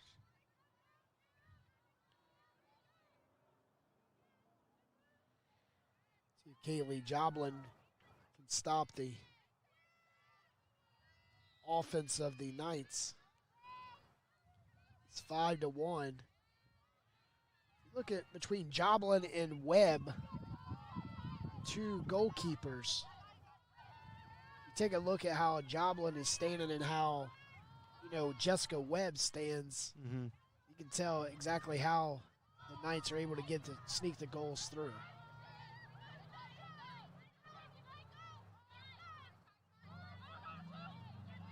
See how this pass and inside and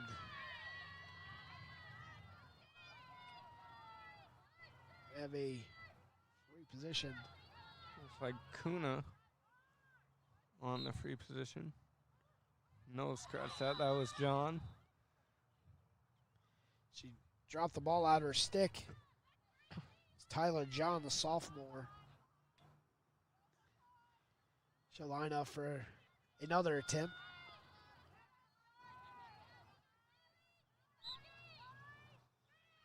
And her shot was good. John picks up the goal, 6-1. Goal by number 18, Tyler John. Just like how Meredith started off, is in the first quarter was 7-2. Mm-hmm. This will stand 6-1. Still 3:20 left. But the shots on goal is way in the favor of Methodist. Yeah, but now force a timeout from Averett. Averett calls a timeout, 6-1. We're going to take a timeout with him. You're watching and listening to High Level Media NC's coverage of the 2022 USA South Lacrosse semifinals for Meredith.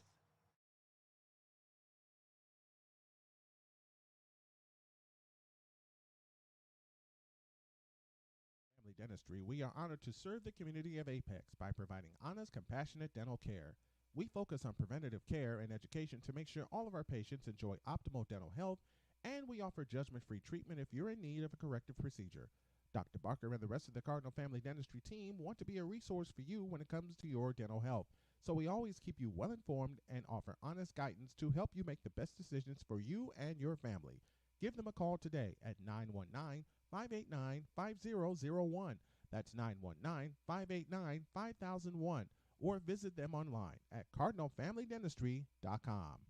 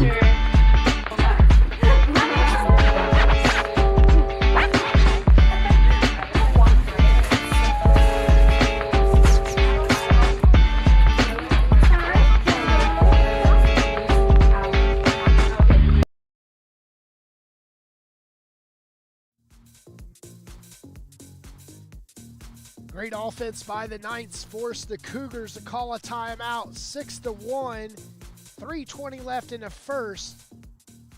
Southern Virginia lead Averett Cougars here at Meredith College in Raleigh, North Carolina. If you're just joining us, we had a doubleheader today as Meredith, the number 1 seed, defeated Methodist earlier in action at 25-4. That was our 3 o'clock game. We're in the first quarter here, 3:20 left.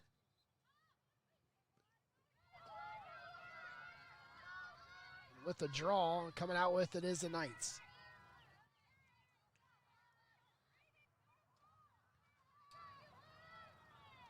Knights trying to get some action here.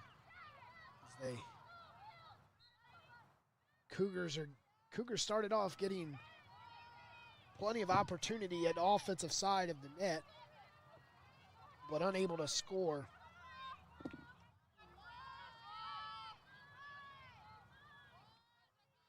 Six to 1. 2:42 left. Nice shot on goal, and that is Tyler John with the goal. Great shot from Tyler John. She was able to get past Joblin, and she had a lot of help with that too. Is there a lot of bodies in front of Joblin? A little bit of a screen, hockey type of goal there.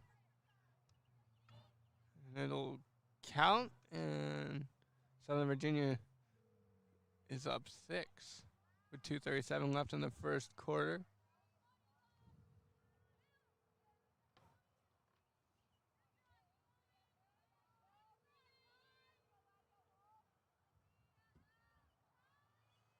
See if Averett can win a draw. Southern Virginia's won at least 2 out of the last 3, if not all 3. And the Cougars come out with that draw as Peasley. You can tell the way she carries herself down the field. She definitely is a more experienced player on the Cougar side. She's able to win the draw. Cougars need to find a way they can get by Miss Jessica Webb. Has to be one of the better goalkeepers I've seen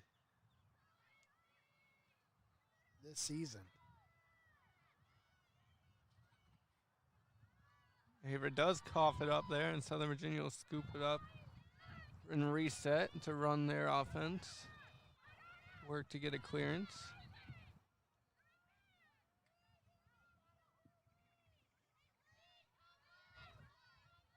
Comes Southern Virginia. It's on the offensive side of the field.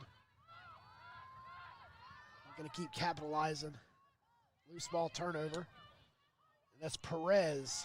Turned it right back over after she got it. Went right in the stick of Searle. Searle with a great turnover.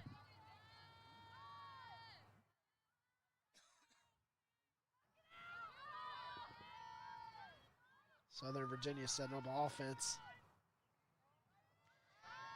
Alyssa Johnson.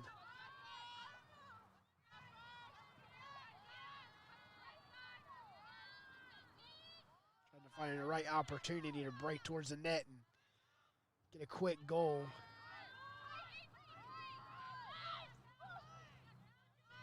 But the Cougars are shifting right with them. Good defense. Piper Sorrell comes from behind the net and nice pass right to England, and England lost it.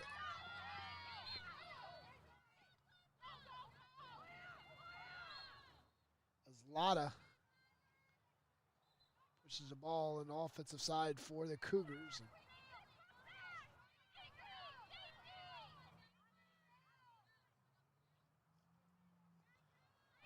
Lotta ahead to Kelsey Stickroth.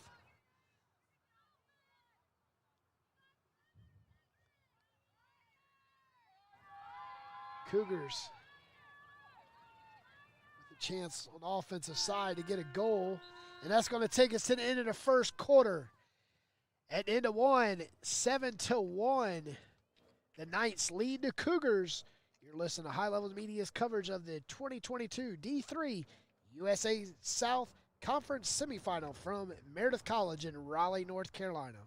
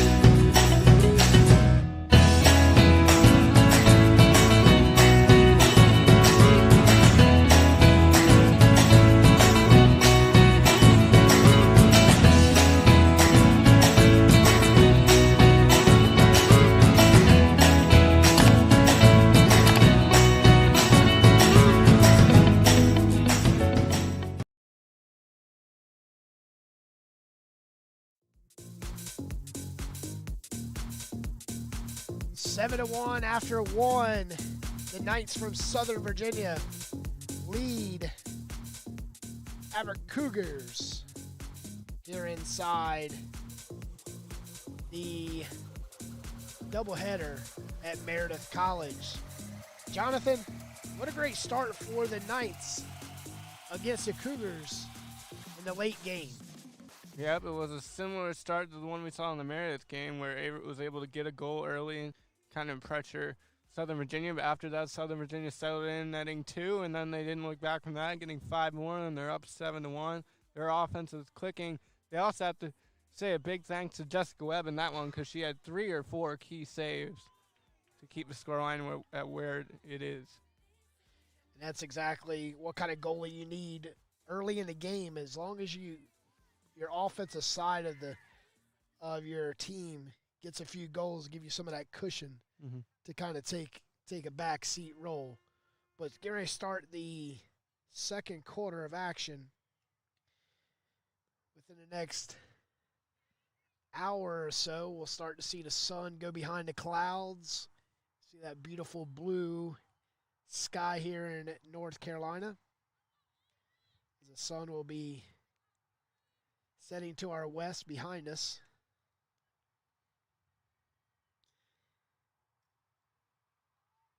As with the draw, Cougars trying to win the draw here. And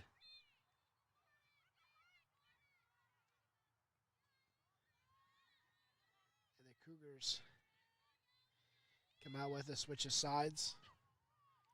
As Bolin.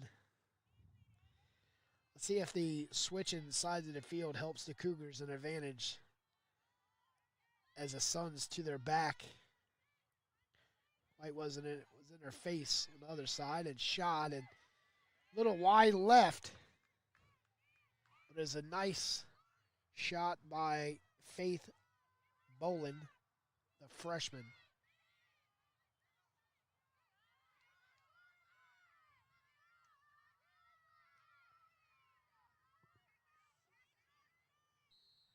Knights, we have a whistle. Smith was looking for Johnson on that pass, but the referee will make her redo that pass. 7-1, second quarter of action.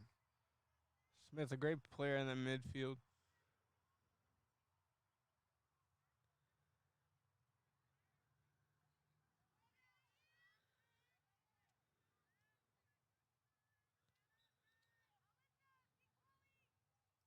She has 21 goals in the season. And now you see Southern Virginia trying to start their offense. A nice pass in, but ground ball will be scooped up by Joblin. Dangerous moment there for the Cougars, but Joblin able to get it and heaves it downfield, looking for the home run pass. Does not connect. It will go out of bounds in Southern Virginia. We'll get the ball back.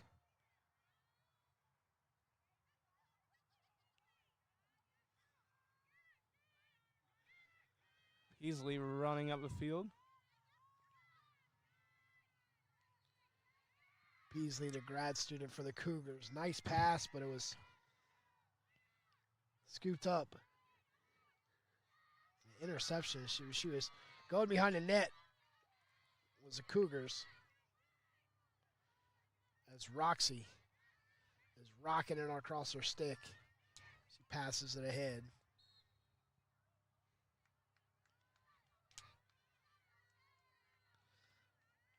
A lot of talent out here today at Meredith College as we had the semifinal matchup. Meredith versus Methodist in the game one. And right now, Southern Virginia leads 7-1 over the Cougars from Averett.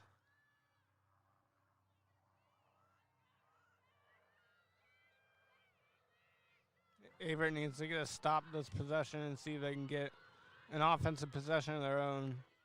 Try to claw back into this one. Averett with a nice defensive stand. Stop.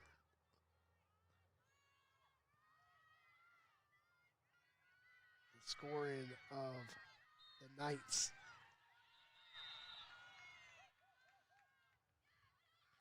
Looked like Leodora just lost track of where she was on the field, walked out. Unfortunate for her, but Southern Virginia will take it and take the possession. Taking the possession over is Tyler John.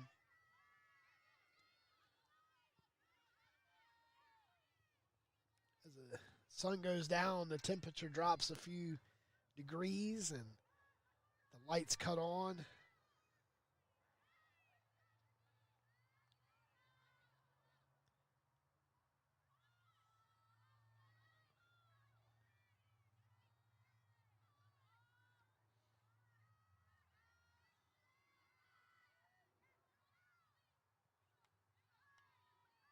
Southern Virginia looking to find an opening on Kaylee Joblin for the score. And here come the Cougars. Great save by Joblin. Hopefully that can boost her confidence throughout the rest of the way. She had a tough first quarter.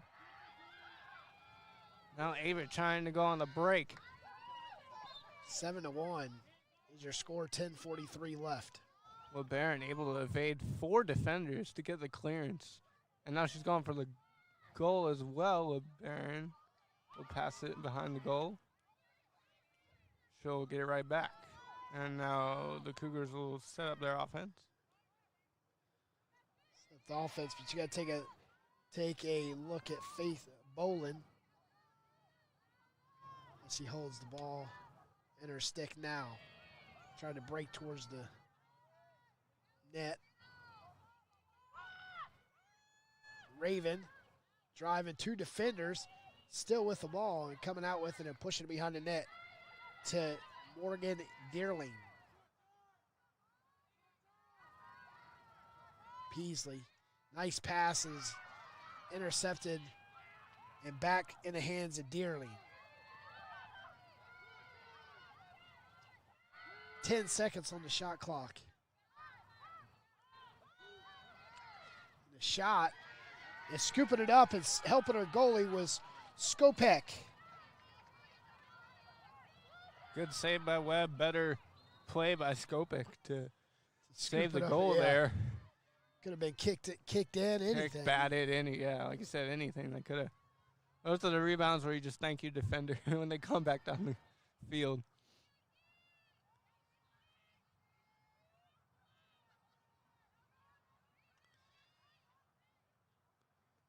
Southern Virginia will see if they can strike again. No goals here in the second. Midway through, 7-1. Great defense by both teams. Not a lot of fouls. Just great passing, great defense. A nice interception by the Cougars. Cougars looking to sprint down the field, and they go back to the defenders.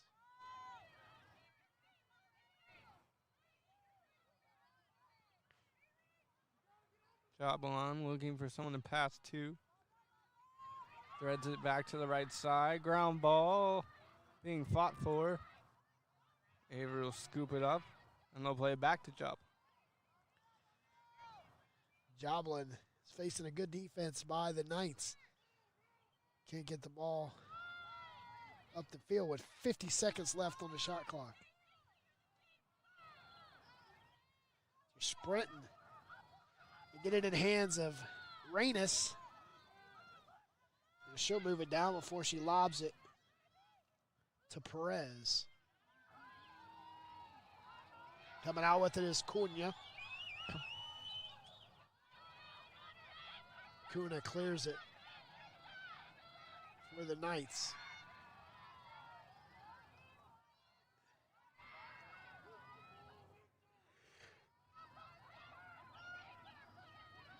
Cheryl looking for a lane, will find one but be fouled. She'll have a free position opportunity.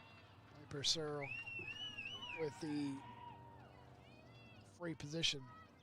Only a freshman attacker, so she has 4 more years to improve, and she's already a great attacking player, so that has to be a positive for the Knights. Only if she stays with the same program. That's true. You know, someone that good as a freshman, it's a good chance they can hit the portal and try other opportunities out there. Then you definitely don't want to meet her if she's in the same conference. Very true.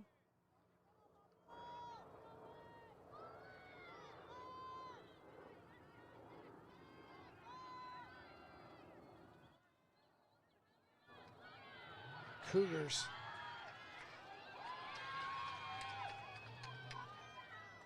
scooping it up, the Knights. That's Chloe Mitchell. We got 6:37 left. We got a timeout, Southern Virginia. 7-1. We're going to stay right here, Jonathan. It's, you know, not a lot of offense here in the second half. Yeah, not a lot. Quarter, just like we did the first. The first they put up 8 goals combined. Mm-hmm. Right now we might have had 8 shots on goal. Yeah, the defense has just stepped up in this quarter. A lot more ground balls as well in the midfield, so neither teams are getting as many opportunities possessing the ball in their offensive third. So we'll look to see if, after this timeout, if one team can come out and try to fix that and get one here late in the later stages of the second quarter. But you're definitely correct, Pete. A lot of defense. The goalies have been stepping up more in the second quarter as well. Yeah, 7-1, 1:18 left until timeout's up. Take a look at some of the Cougars, the Knights roster. I mean, heavily loaded on the freshman side of the ball. Yeah, 9 to 10 freshmen. 9 freshmen, 4 sophomores. Only going to lose 4 seniors. But I tell you, next year, Southern Virginia team could be one to be reckoned with. If they finish second this year with a young team like that, just give them one more year, get a chance they can contend with Meredith next year for the USA South. For sure. I want to thank everybody for tuning in today. It's been a beautiful day here on the campus of Meredith College in Raleigh, North Carolina. We've had the doubleheader action, the semifinal game. I hope tomorrow, Jonathan, the weather holds out and got a beautiful day tomorrow, but the way it looks, might be in a rainy day tomorrow. Enjoy the good weather while we got it and work through the weather tomorrow, but like you said, hopefully it clears up. 7-1, Southern Virginia leads. Led by as many as 6. 7-1, 6:37 left. But the way the Cougars have came out in the second quarter, you can tell the first quarter they're much slower. This quarter right here, they're coming out a little bit quicker off the draw and able to possess the ball more. But when you got Jessica Webb, the experienced junior goalkeeper, you basically have to hit the ball perfect. Yeah, you have to pick your corner side of the goal, hope she's not on that side, and fire it in there. But if it's anywhere not in those corners, it's probably not going to go in. Then a few shots, the Cougars wide left and right. And one shot way over the goal. But the Knights with the ball. See how the Knights going to bounce back after Coach calls a timeout. Good steal from Perez.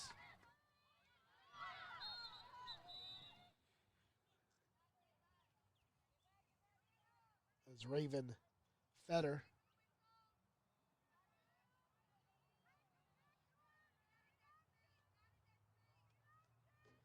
got a substitution as Roxy LeBaron goes out for the Knights.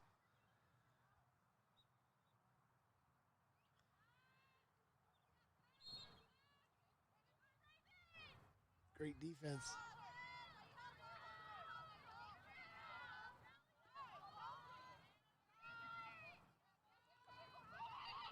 Knights packing the box. Cougars looking for just a little sliver of room so they can pipe one right by Jessica Webb. That's not going to help their cause. Perez's pass bounced about at the goal and rolled out. If you're Averett, you got to start running and sprinting for those trying to save the ball, save the possession. 5:33 left.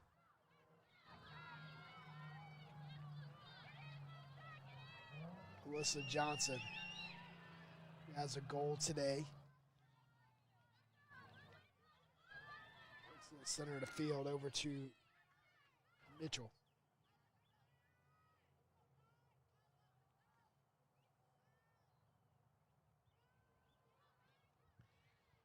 Alyssa Johnson looked like she wanted to fire one in the goal, and nice stop by Joblin.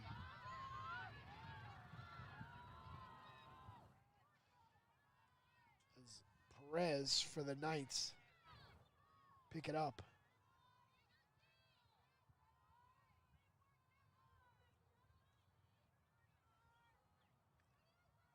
.73 seconds on the shot clock.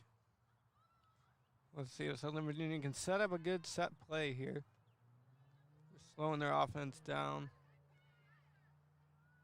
Working for a good shot.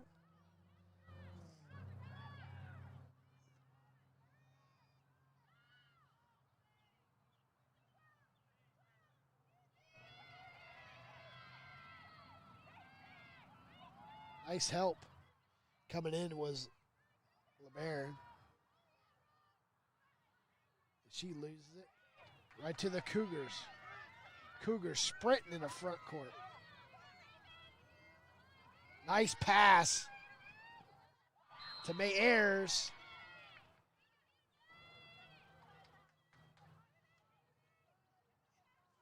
Ayers fouled in the play. She'll get a free position opportunity against the Stonewall Webb. See how Webb sets up. She has a great athletic ready position. As Averett will take it, move it back on the free position opportunity. Shot and nice stop. She stopped it with a stick right on the ground. Tupu.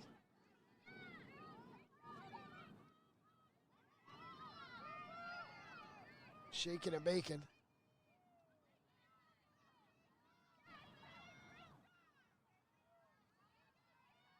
.65 on the shot clock.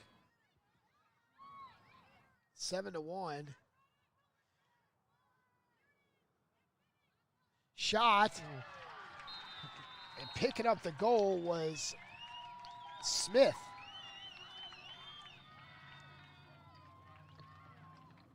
Southern Virginia goal. That'll be her 22nd of the season. Great shot from Smith. She's going down low, bouncing it through the wickets for the goal. Not much Joblin can do on that one. And Southern Virginia takes an 8-1 advantage with 3:03 left in the second quarter.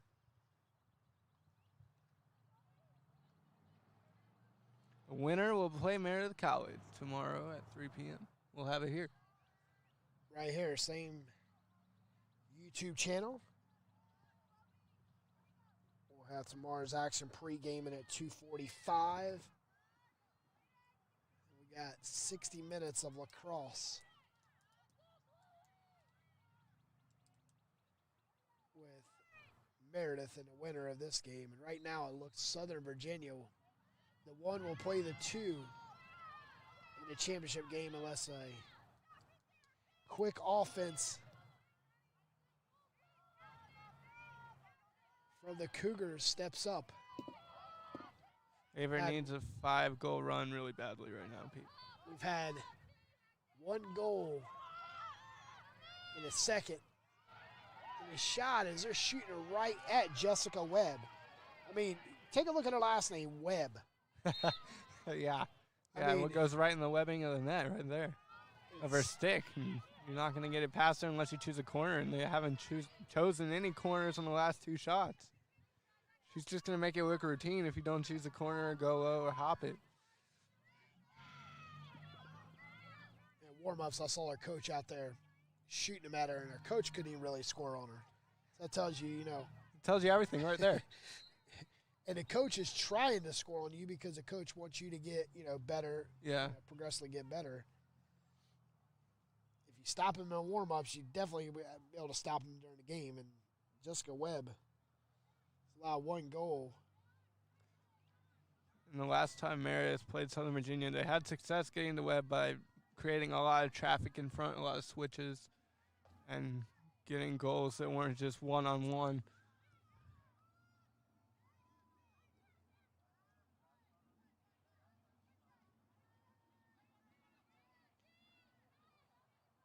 Great save from Joblin. Nice shot, point blank. Joblin made the save on a high shot. Cougars need to definitely, the offensive side is take, you know, try to go in on a bounce goal. Yeah, bounce goal is definitely a good play. Definitely not going to try to fire it right at the Yeah, you're target not and gonna expect a stop. Skopic will lift it the other way for Southern Virginia, but it'll be a ground ball. Averett fighting for it. Fighting for it right about the 20-yard line, and as the Cougars come out with it on the foul.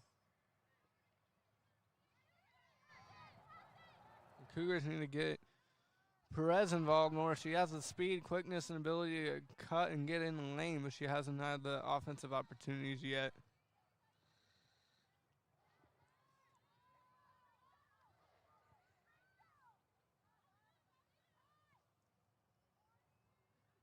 Joblin has definitely been the goalie with the work. She's had her work cut out with her for today. 8-1. Southern Virginia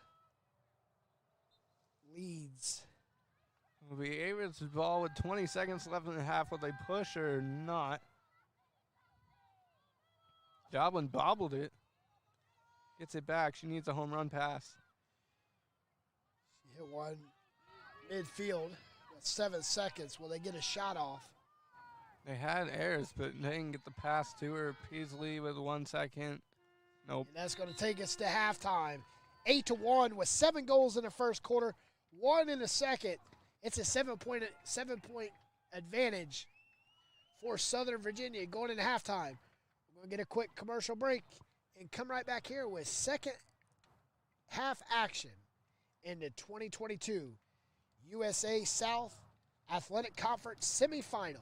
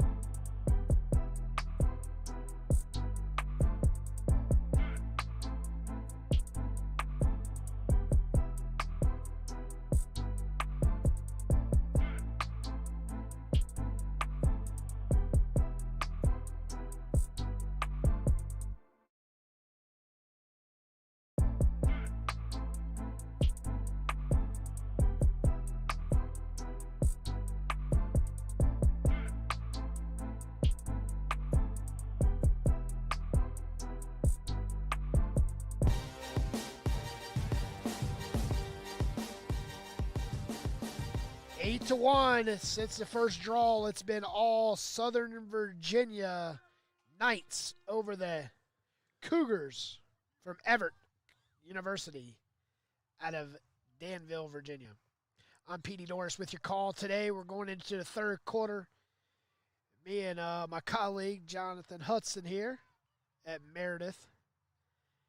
Let's start the third quarter. Stats are unavailable at this time. We know. Due through the commissioner and everybody's trying to get the stats. The connection is very weak. If you can watch the go online, also unavailable online also. But it's been all Knights since the first draw. And one stat we do know is that Jessica Webb has made a lot of saves in this one. At least 4 or 5 timely saves, and she just looks ready. She has a good ready position in goal, not allowing much. And the Southern Virginia offense has been clicking like they have all season long. As Averett wins that draw.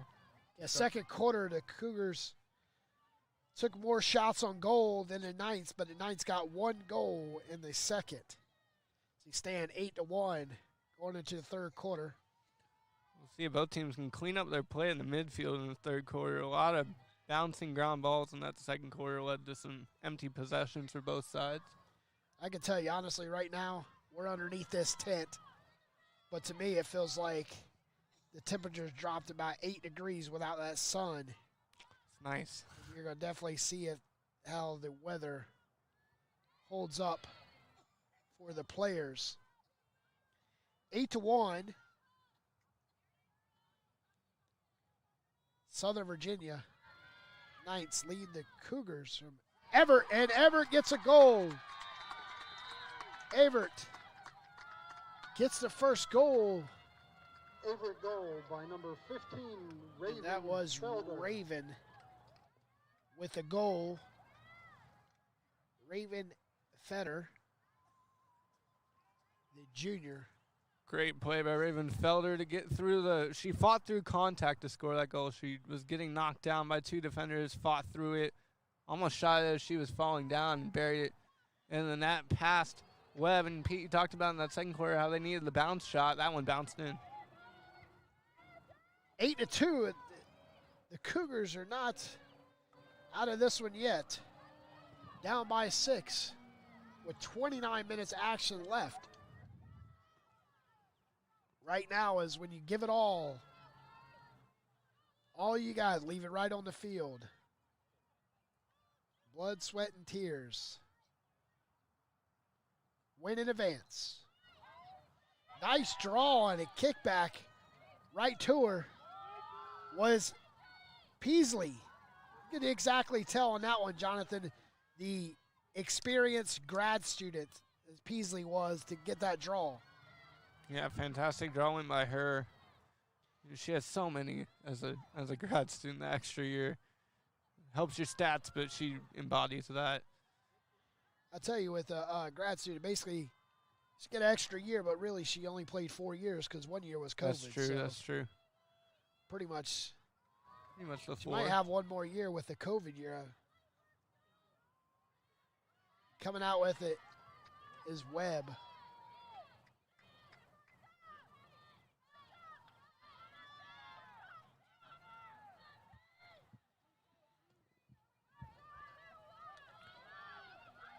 Jessica Webb with the big stop, and here comes Deering.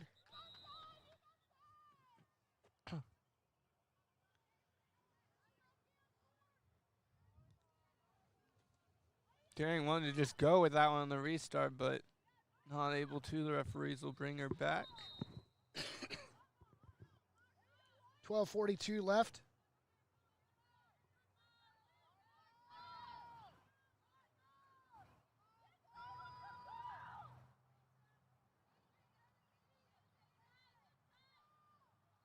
The referee is conferring here.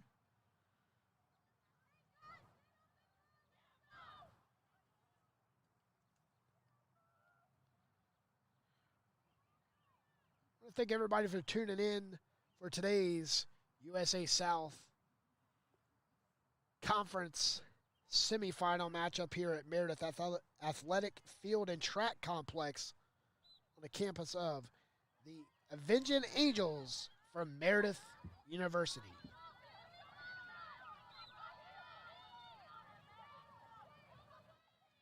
The Avenging Angels will play the winner of this game tomorrow at 3 o'clock for all the roses and rings and trophies and brass and gold. 8-2.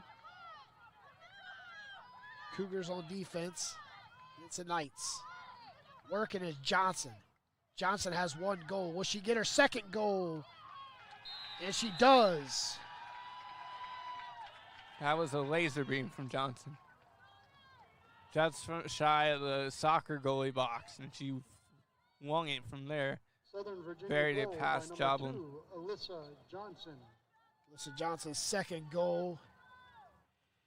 She definitely carries her stick very well.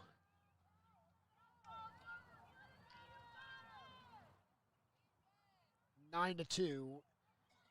Cougars don't need to get discouraged quite yet, trailing by 7 because they got Peasley trying to win a draw again.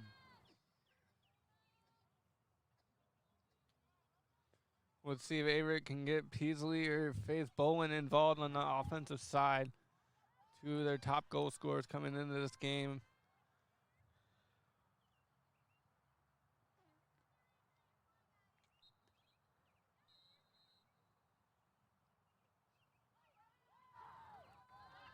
Will be Southern Virginia's possession.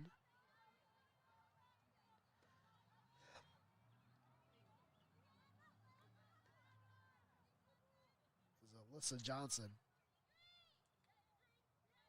Correction, that was Roxy. They're fighting for it midfield.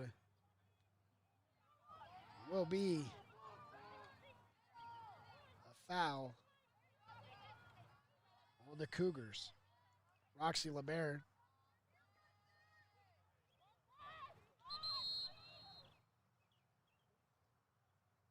We have a whistle as officials.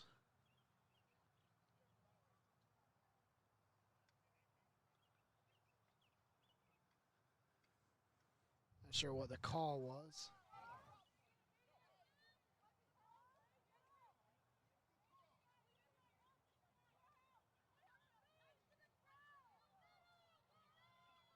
Peasley taking it all herself.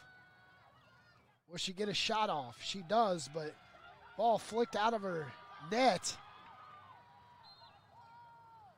Peasley, I know you're a grad student. Hey, there's no I in team. Pass it. She had some trailers on that one. Definitely could have found a teammate on that one. As Southern Virginia will push the pace. Push it up the field. That pass off the mark will roll all the way out of bounds. It'll be Portia Davis to start it again for the Cougars. Perez.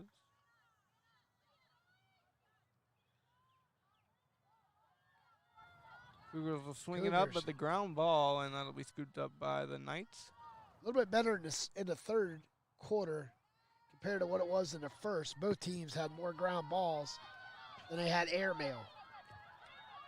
Nice pass ahead, one-on-one.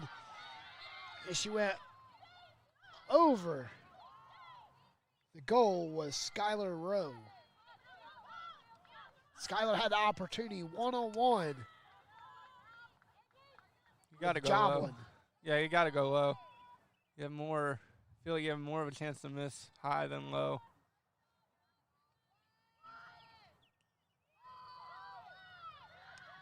Joblin let one squeak by her.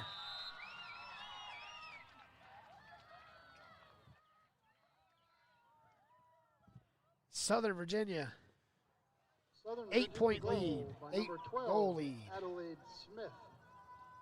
Smith picking up the goal.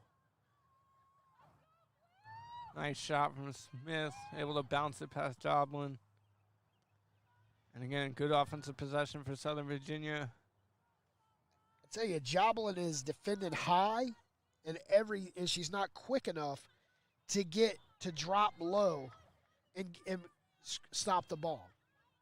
She was spinning up top, and the ball goes right between her legs. In for the goal.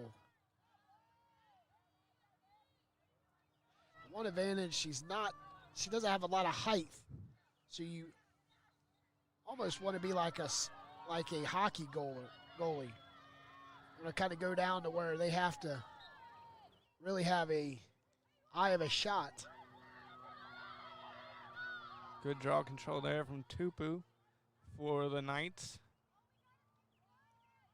Johnson looking to break this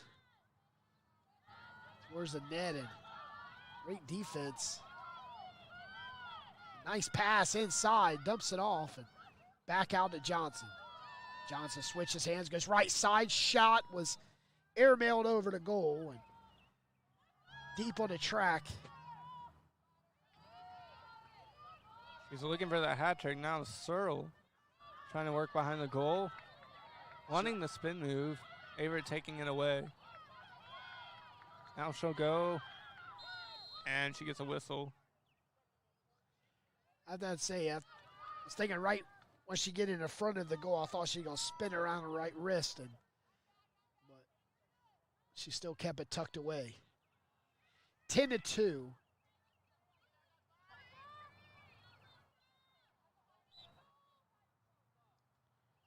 Cyril misses the easy opportunity. That might have been the first save we've seen Joblin make a low save.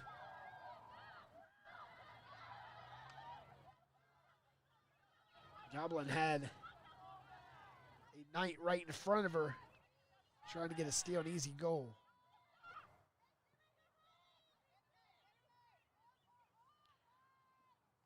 Raven pushing it ahead to Peasley.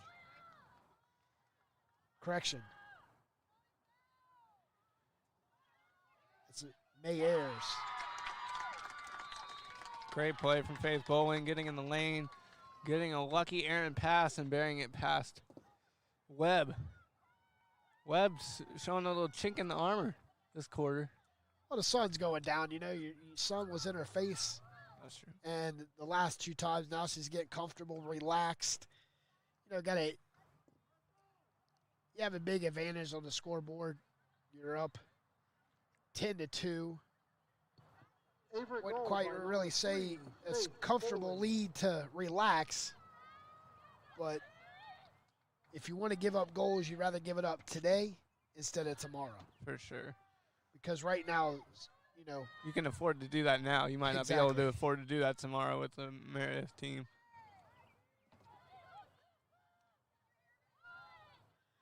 $10-3, 8:08 left in the third.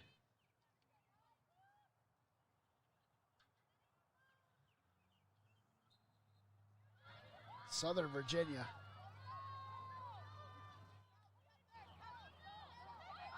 It's Cheryl. Shot on goal. Snuck it by right about waist high. Southern Virginia She kept it right from the draw. Took it down herself and said, nope, you guys ain't going to defend me. Tupu Mulitalo with a goal, and that. Yeah, someone's got to step in front of her. It's like the basketball fast break. Someone's got to stop the ball. No one did there, and Mulitalo capitalized. 11-3. Just under 8 minutes.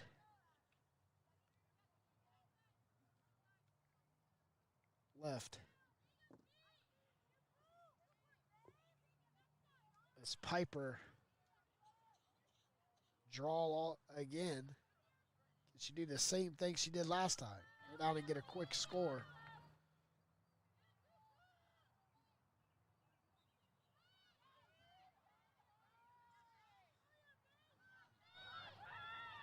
The Knights lose the draw. Here come the Cougars. Bolin. Bolin shaking and baking. Getting in front of the goal. Shoots! And it does not score.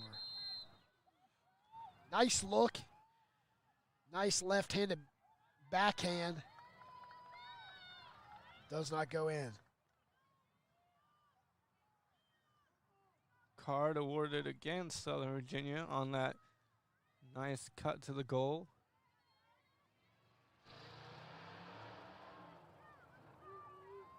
Averett with the free position opportunity. Smith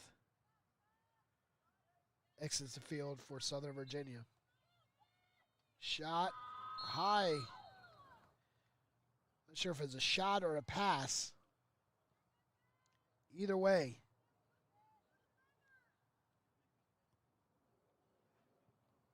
We have a Cougar hurt.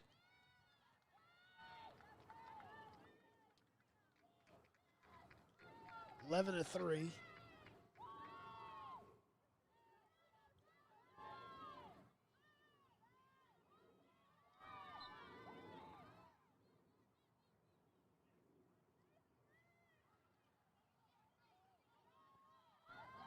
$7:27 left. Shot. Bounces. Just like I said earlier, the Cougars need to bounce the ball, and that's what they're doing, but the ball's still not going in the net. You got to bounce it toward the net. They're bouncing it wide right.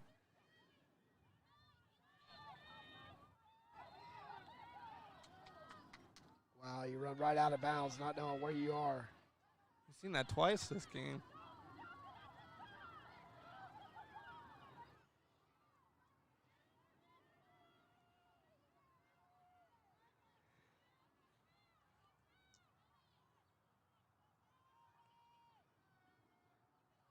Cougars looking to get some offense going here. Midway through the third. I'm going to see they play at the bowling. Instead, they choose Perez.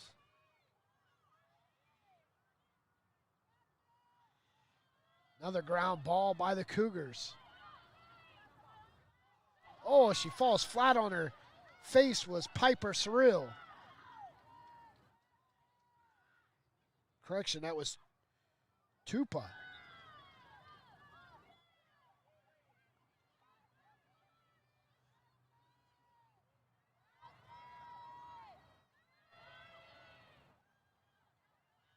Cougars trailing 11 to 3. Nice pass. Shot was wide left.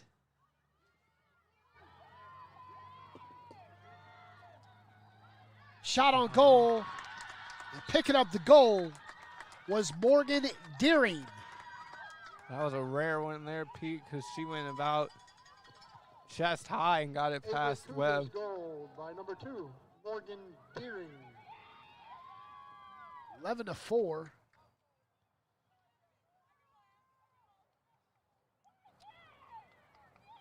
The Cougars, they could.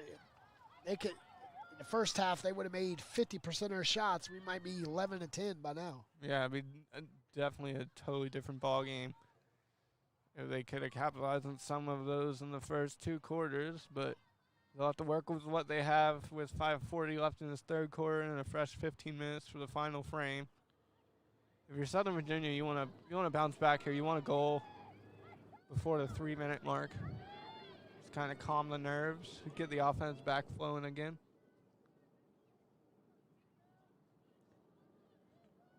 Get within 6 goals.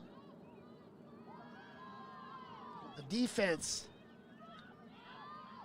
will have to stand for the Cougars. The Knights show some flashing offense. And Johnson, it looks like, will have a free position opportunity after that. Her team didn't like that they called it so late. It looked like she was almost about to shoot, and they whistled it. Saw the gesture of Chloe Mitchell on the call. Shot, and it's good by Johnson. That's Johnson with the hat trick. Great hat trick from Melissa Johnson. And that one, again, low right, bounced it past Joblin. Fantastic goal, 12 to 4. That's what you want if you're Southern Virginia. As soon as you feel like the Cougars have life, the Knights strike. 12-4, 5:20 left. Cougars need at least two, goal. Take 2 goals in the remaining 5 minutes, and the defense hold a stand. And you go into the final 15 down by 7. I tell you, that second quarter really hurt both teams. Yeah, and only the 1 goal in the quarter. Both teams just played. They look totally different than they do this quarter, Pete. Just they looked like different teams within themselves. It was a bizarre occurrence. As the coaches, I'm sure, let their team know that second quarter looked like you shouldn't be playing in the semifinals. It's a lot of ground balls. Ground balls is not something you like in lacrosse. Yep.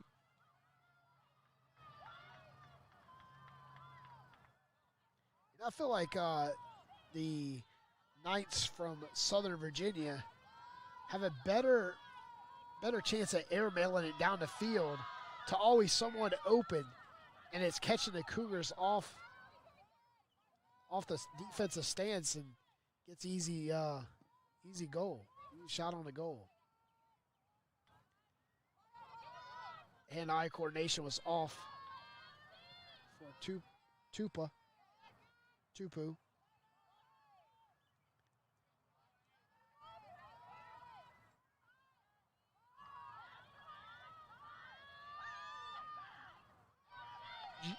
Johnson, good save by Joblin, as Johnson was trying to go for a quad.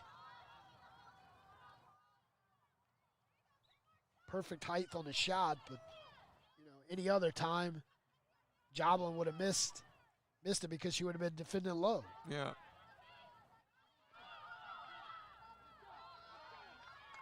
Oh, looks like Paisley is off and running for the Cougars. Paisley going, looking for a lane. Spins.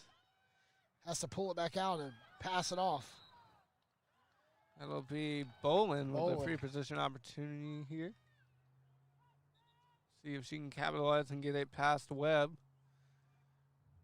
An inch closer to that 6-goal mark for the Cougars. Bolin was 54 goals on the season. Let's see if she can make it 55.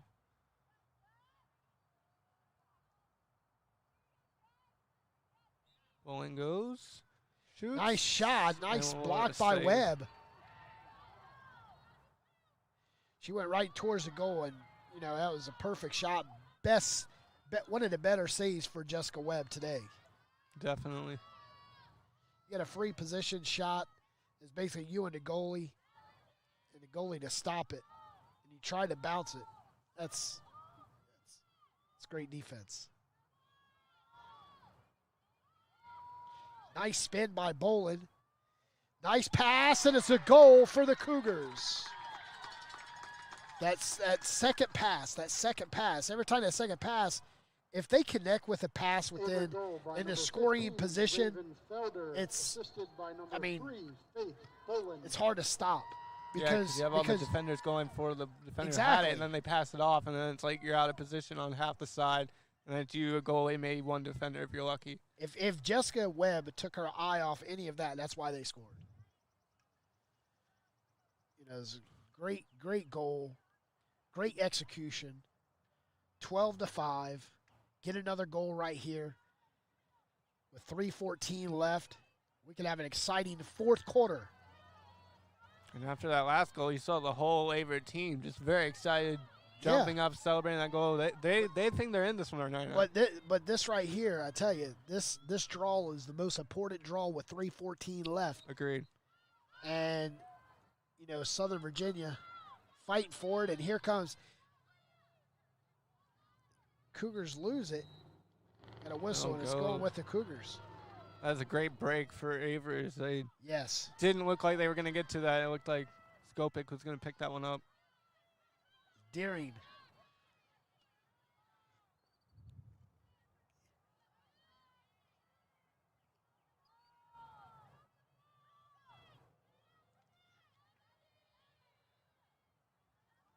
The pass, the bounce. Definitely not. You can't do that at that stage in the game right there. With this score on, you can't lose a ground ball out of bounds on a pass. First game of the season, yeah. The tournament semifinals, so you can't miss that pass.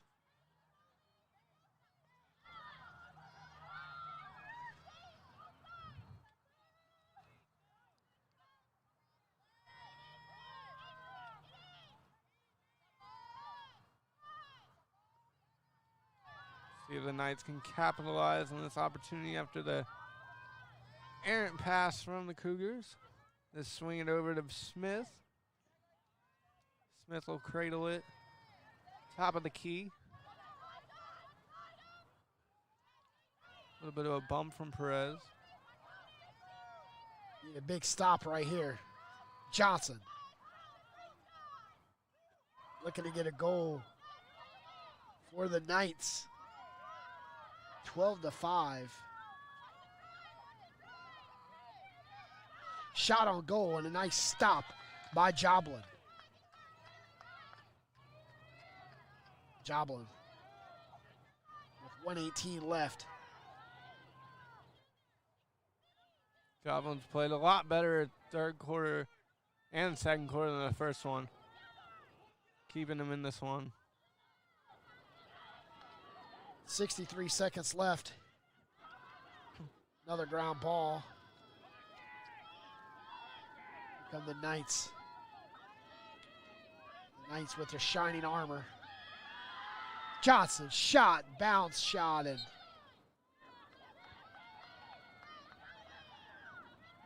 headed back the other way for the Cougars. 46 seconds left. A home run pass doesn't connect. Southern Virginia will pick it up. And they can hold for the last shot of this quarter.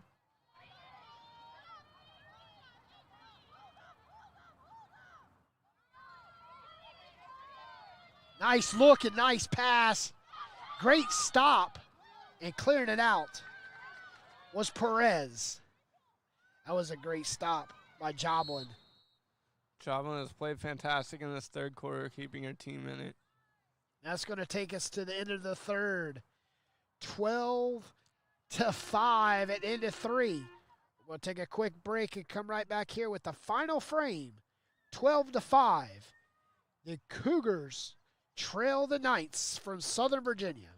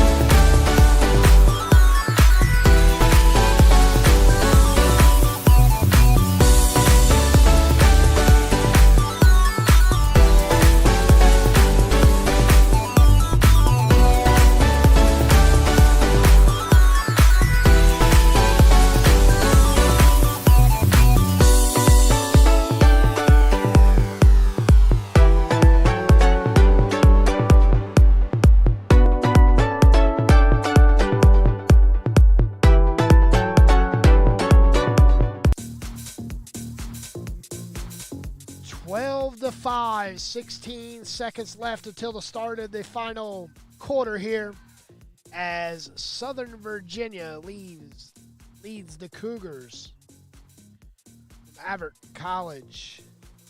Jonathan, what an exciting third quarter that was. But listen, it all boils down to the final 15. Yeah, and we have a good final 15 coming up for you here. And like you said, the third quarter was back and forth. Kaylee Joblin, though, kept keeping Averett in this one. She looked shaky the first quarter, giving up the 7 goals. Second quarter, both teams didn't look ready to play. Third quarter, Joblin came to play, made a couple of key saves for the Cougars to keep them in it. And Southern Virginia, they responded when they needed to. They gave up the 1. It was 11-5. They came back and responded with 1, made it 12-5. And we got an exciting one for you here. Don't turn away now. It's 12-5, final 15. Final 15 minutes before we start. The championship Saturday starts at the conclusion of this game.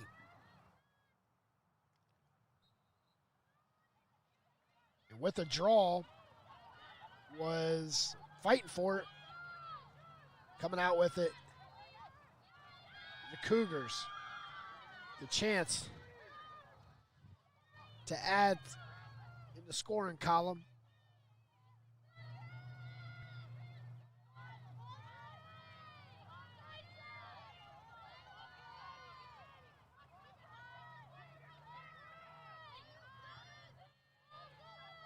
Twelve to 5. Just 1 minute gone here in the fourth. Bowen looking for space. 2 defenders denied it.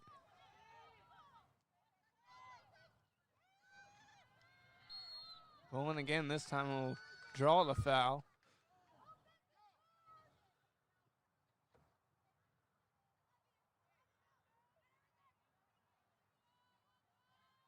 Bowen on the free position against Webb. Let's see if she decides to pass or shoot.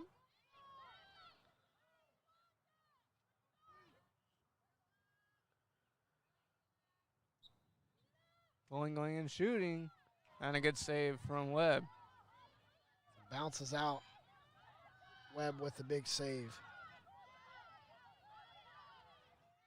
Cougars. Open a minute. The Knights have not seen the offensive side. Shot on goal. Nice shot. Low shot.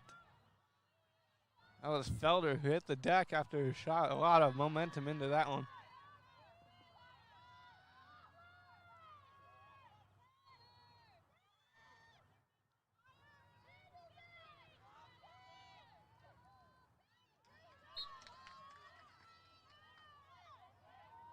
So it will be the Knights with the ball. Running, sprinting is Roxy for the Knights.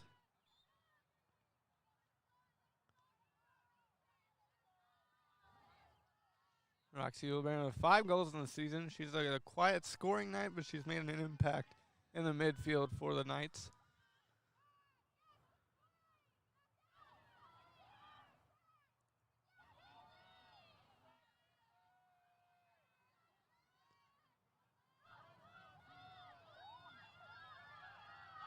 And the Cougars. Chance.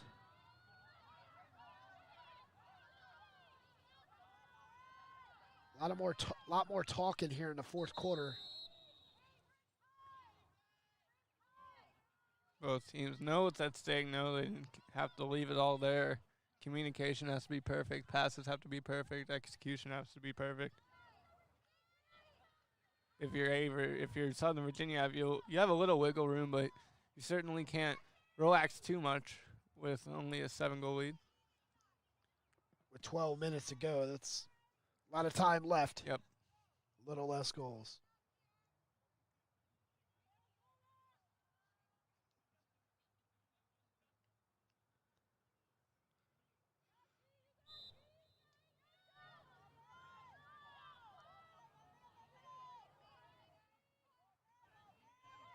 Cougars will try to sneak one by Webb.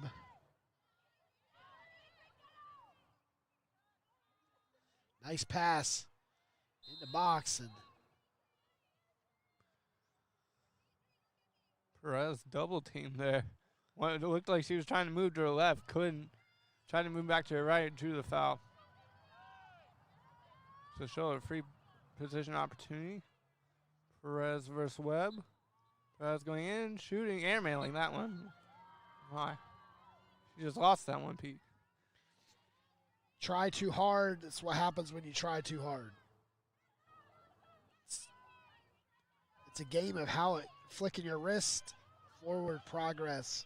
You try too hard, put too much into it. It's never going to happen the way you want it to. Pretty much have to shoot with a relaxed shot. Seems like it'd be very difficult to do. Yeah. The momentum and, you know. Seems like you would want to just rip it, but obviously we saw that one. You're telling me you can't. You got to use a lot of the wrist. You got to finesse it. 12-5 still. 7 goals in the first quarter. 1 in the second quarter. 4 in the third quarter for Southern Virginia. Great steal from Averett. Averett. The Ayers. Nice looking for airmail. Peasley. Nope. Peasley chase it down. Scoop it right up.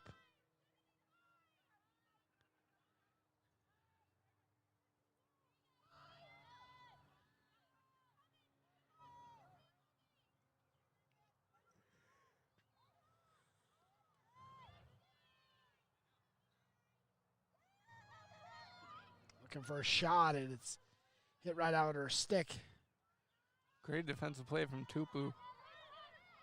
Create the turnover, and the Knights will run with it.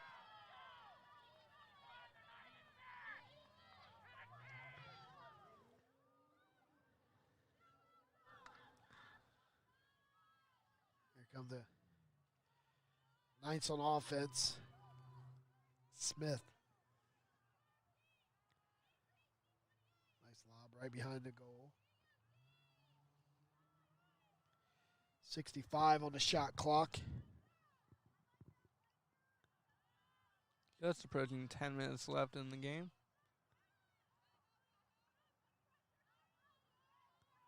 Looks like Abby Pepperoni with it. Like some cheese with that pepperoni. Nice shot. Nice interception. Would have been a perfect pass for a shot. Perez has been all over the field tonight. She has to be tired. Making plays offensively, defensively in the midfield. She's making me tired watching her run. Adriana Perez, the junior. As you can tell, she's 5'1" out of Woodbridge, Virginia. And that shot went wide, and where it went in, I guess it went in. It looked like it went wide, Pete. Number 15, Raven Felder. Felder with a goal. Good goal from Felder.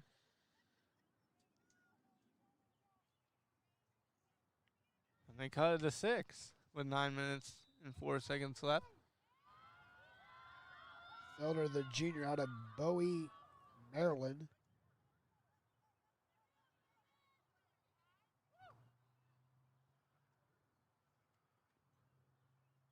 Maryland is all about their lacrosse. We got a timeout, 12-6.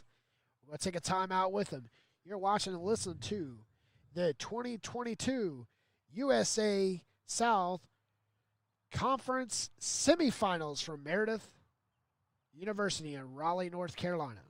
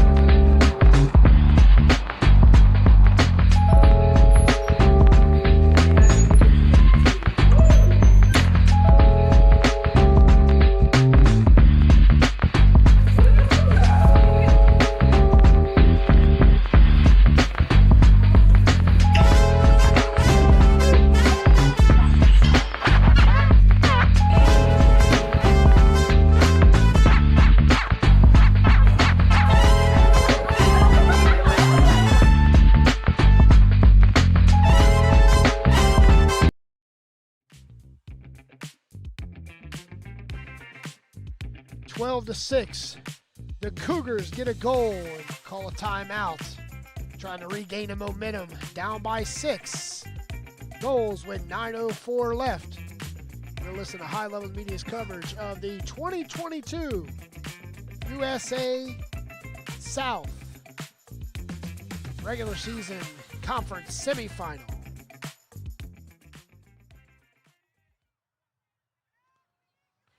.904 left. This is a great tournament that's always hosted, and Meredith has gotten the best of the tournament 7 times in a row, and they'll go for 8 tomorrow. It's looking like they'll go against Southern Virginia, but you never know. Only down 6 with 8:50, still a lot of lacrosse to be played. Southern Virginia trying to extend the lead. She'll get a free possession shot.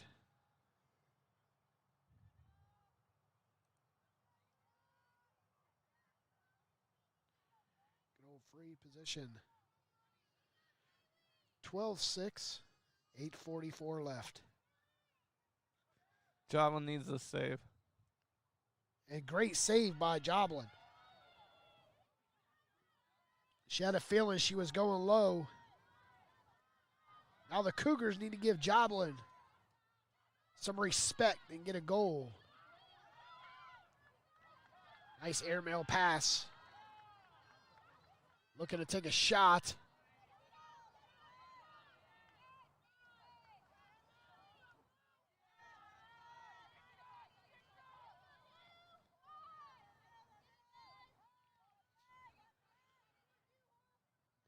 Right at 8:05. You don't need to press yet if you're Averett. You just need to have a good, solid possession.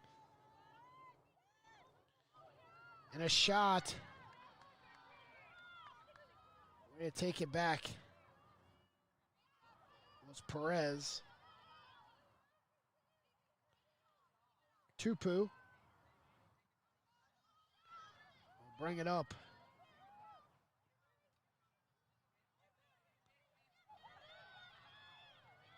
As Bailey Brace. That's her second time missing a pass. And she pushed the defender out. Got the ball right back. Perez. Nice pass over center of the field. Scooping it up. Southern Virginia creating a lot of ground balls here, which is not good. Averett being able to scoop them up, not able to capitalize on the last one. Perez got fouled there. We'll see if Averett can set up their offense now and get a clearance.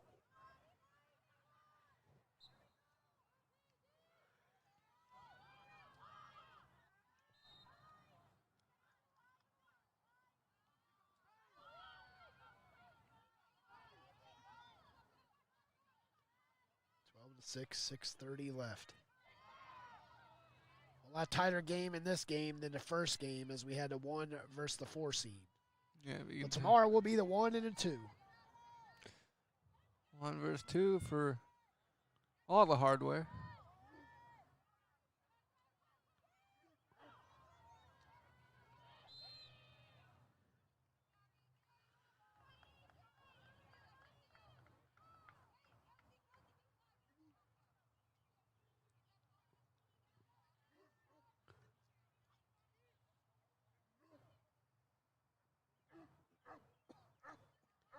Six minutes to go.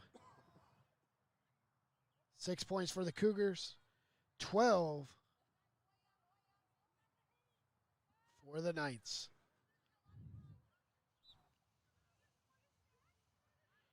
Shot in wide left.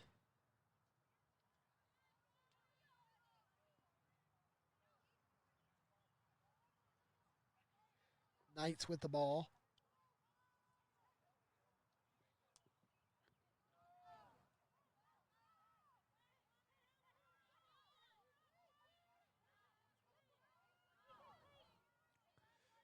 Approaching the 5:30 mark Averett needs to find their offense as the clock is not their friend at this point in the game.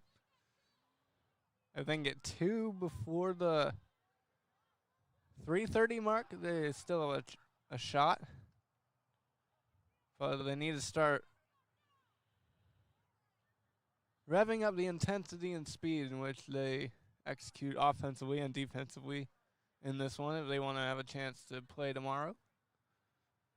If you're Southern Virginia, you can use the clock as your friend. And if you want to get one more to ice it, do that as well.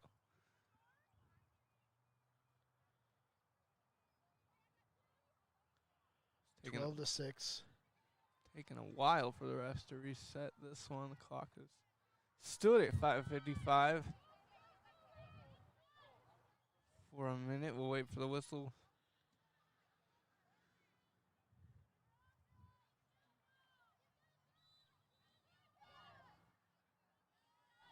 The clock moves again, as it's going to be Searle. Searle with it for the Knights. She'll pass it up to Smith. Smith will take it the other way. Smith looking with speed.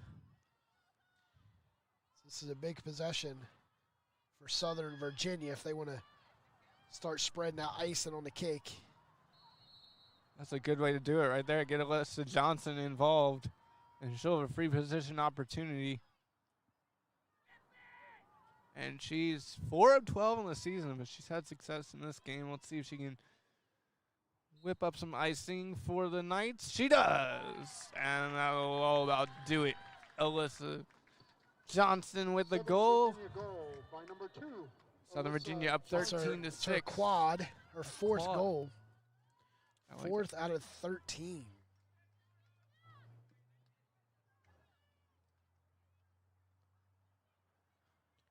.524 left.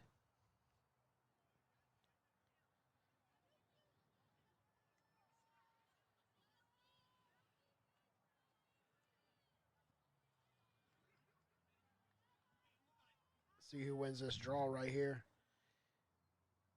Looks like it's Peasley. Yeah. Peasley's taken about 85% of the draws for the Cougars.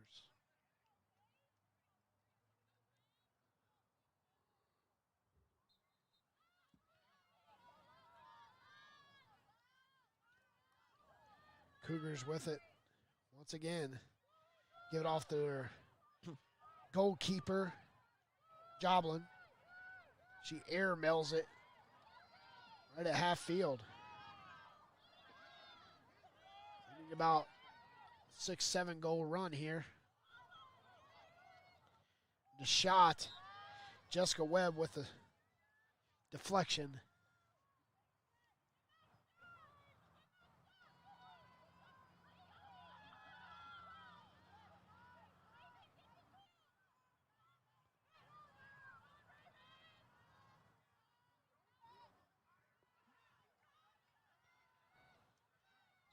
Oh, and Pepperoni took a stick to the face. Ugh.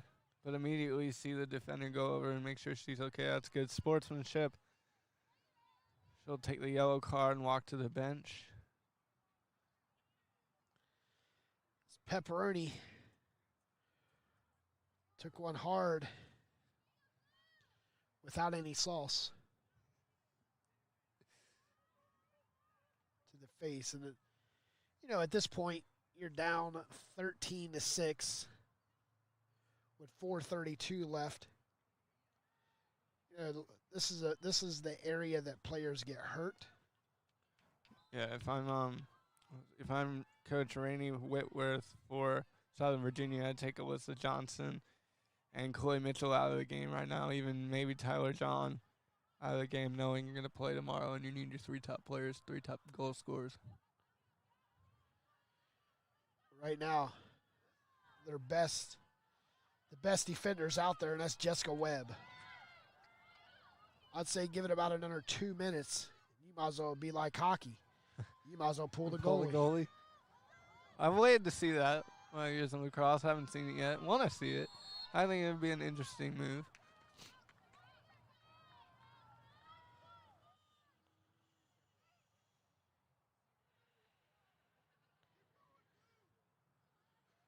Faith Bowen will get this on the restart. Looks like she has a free position outside of the 8 meters. She'll go up against the Webb. Let's see what Bowen can do. She has not had success scoring today, although she has throughout the season. She gets that one, and no, what a great save from Webb. She is clutch. That's for sure. Not that you needed to make that save, but it's good to know your goalie can make saves down the stretch. Southern Virginia will take it the other way. Look to really spread pineapple icing on the cake. An interesting choice in pineapple. You know, one thing about pineapple icing, you have the chunks of pineapple. It's always the bump in the road.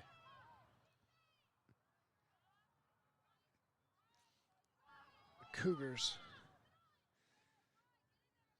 180 seconds away from championship Saturday. If you're Southern Virginia, if you're Averett, you have to know you had a good season. Again, Joblin. If Joblin could have played the way she has in the third and fourth quarters, that one goes wide and there's a foul. If she could play the way she has in the third and fourth and the first, this would be a totally different scoreline. Yes, it would. And we would be like on the edge of our seats right now. Unfortunately for her, it didn't swing that way, and kudos to Southern Virginia for coming out with the offense in the first quarter and giving themselves that cushion. But shout out to Averett for fighting and continue to fight throughout this one. And again, thank you to everyone for listening here to the USA South Tournament. It's been a fun one to call. And we'll have a championship Saturday here tomorrow at 3 o'clock. We are hoping the weather holds. The clock will hit the 2-minute mark. 13-6.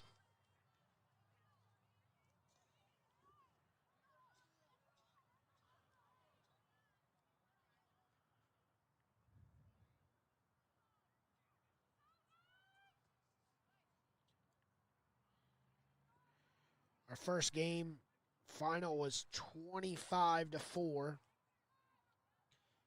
Meredith over Methodist. And then Southern Virginia is 1:55 away from advancing to tomorrow's 3 o'clock matchup with number 1, the 11-0 Meredith Avenging Angels. That scoreline from our first game is crazy to me. 25-4. Methodist got 2 in the first quarter. To think they only got 2 in the remaining Final 3 is just a testament to Meredith's defense and their goaltenders as well.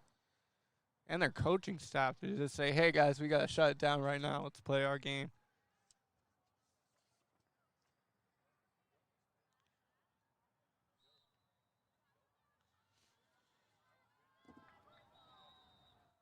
Got 1:50 left.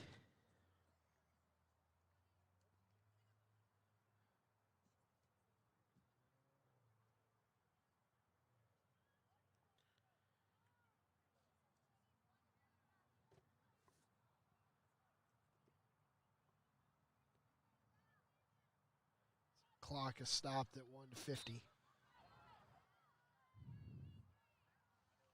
Southern Virginia will take it the other way. Knights looking to add more pineapple. That one goes wide right. A good save from Joblin. She got a piece of it. Looks like there was a foul on the play. There will be a free position opportunity for Adelaide Smith. She'll go one-on-one with Joblin.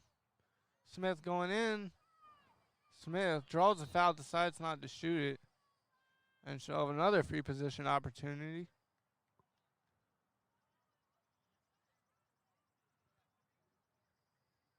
See if she can capitalize this time. So we got 1:32 left. Joblin is hung in there good for the Cougars tonight. But like you said, is that first quarter 7 goals. You take them, say you give up 2 goals, 3 goals.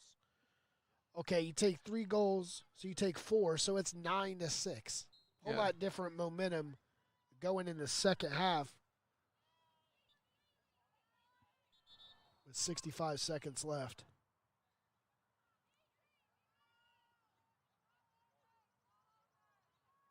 Hope everybody comes back tomorrow at 2:45 for the championship action. It's been my pleasure to call the game with my colleague here, Jonathan Hudson. Yeah, it's been a fun one, Pete. 2 very different games, but 2 outcomes we both could have seen looking at the stats in the previous games coming into this one. Southern Virginia could hold this for the remainder 28 seconds.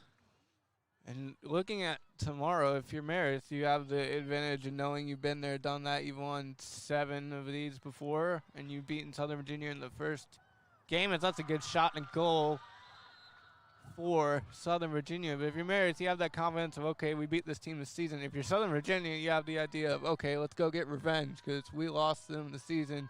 We wanted to keep it close. It wasn't quite close at the end.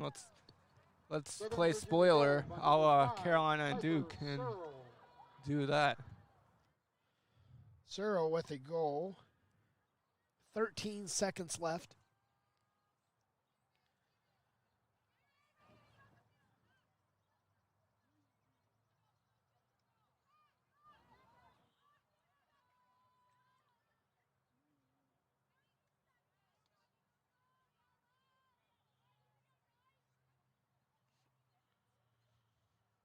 Thank everybody for tuning in and coming to today's action.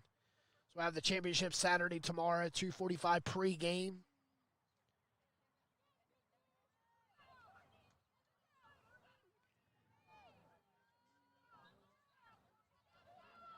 With a draw and coming up with it is the Knights. Johnson. Surprised she's still in the game, but I guess at this point it doesn't The matter, shot. and they get one at the end. They get one at the end. 15-6. Final score. By number 4, Belle Quiggle, assisted by number 2, Alyssa Johnson. Alyssa Johnson with the assist. 15-6, the final score for Game 2 of the USA South semifinal. Jonathan, championship Saturday is all set. We've got the number 1 team and the number 2 team matching up for the championship. But, you know, it's championship runs through Meredith, and Meredith is a team to beat right now. Every team that's always number 1 has a bullseye on their back. Meredith needs to come out with the same momentum they had today against Methodist and, you know, gas them up. You know, come out, run and gun, try to, you know, keep Southern Virginia, because we saw the type of goalie that Jessica Webb was tonight for Southern Virginia. She's a fantastic goaltender. We saw that, but we also saw in the second half, if you can get some past her, you can start to get some past her. She's not totally impenetrable, but she's a great goalie, so Meredith has their work cut out for them offensively. I have no doubt that Meredith can handle that. They just really need to get out to a quick start. That's something they weren't able to do against Methodist in the first 7 to 8 minutes. If they can have a good first 7 to 8 minutes tomorrow against Southern Virginia, I give them more than 60% chance to get their 8th. If not, it'll be a dogfight, and it'll be fun to watch. Yeah, either way, tomorrow's action will be aired right here on the YouTube channel that we were on today, the Meredith Adventure Angels YouTube.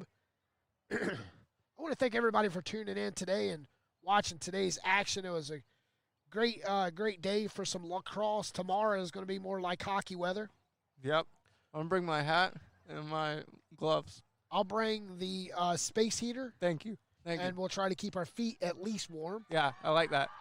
All right, Jonathan, it was great calling the game with you today. I too. look forward to tomorrow's action.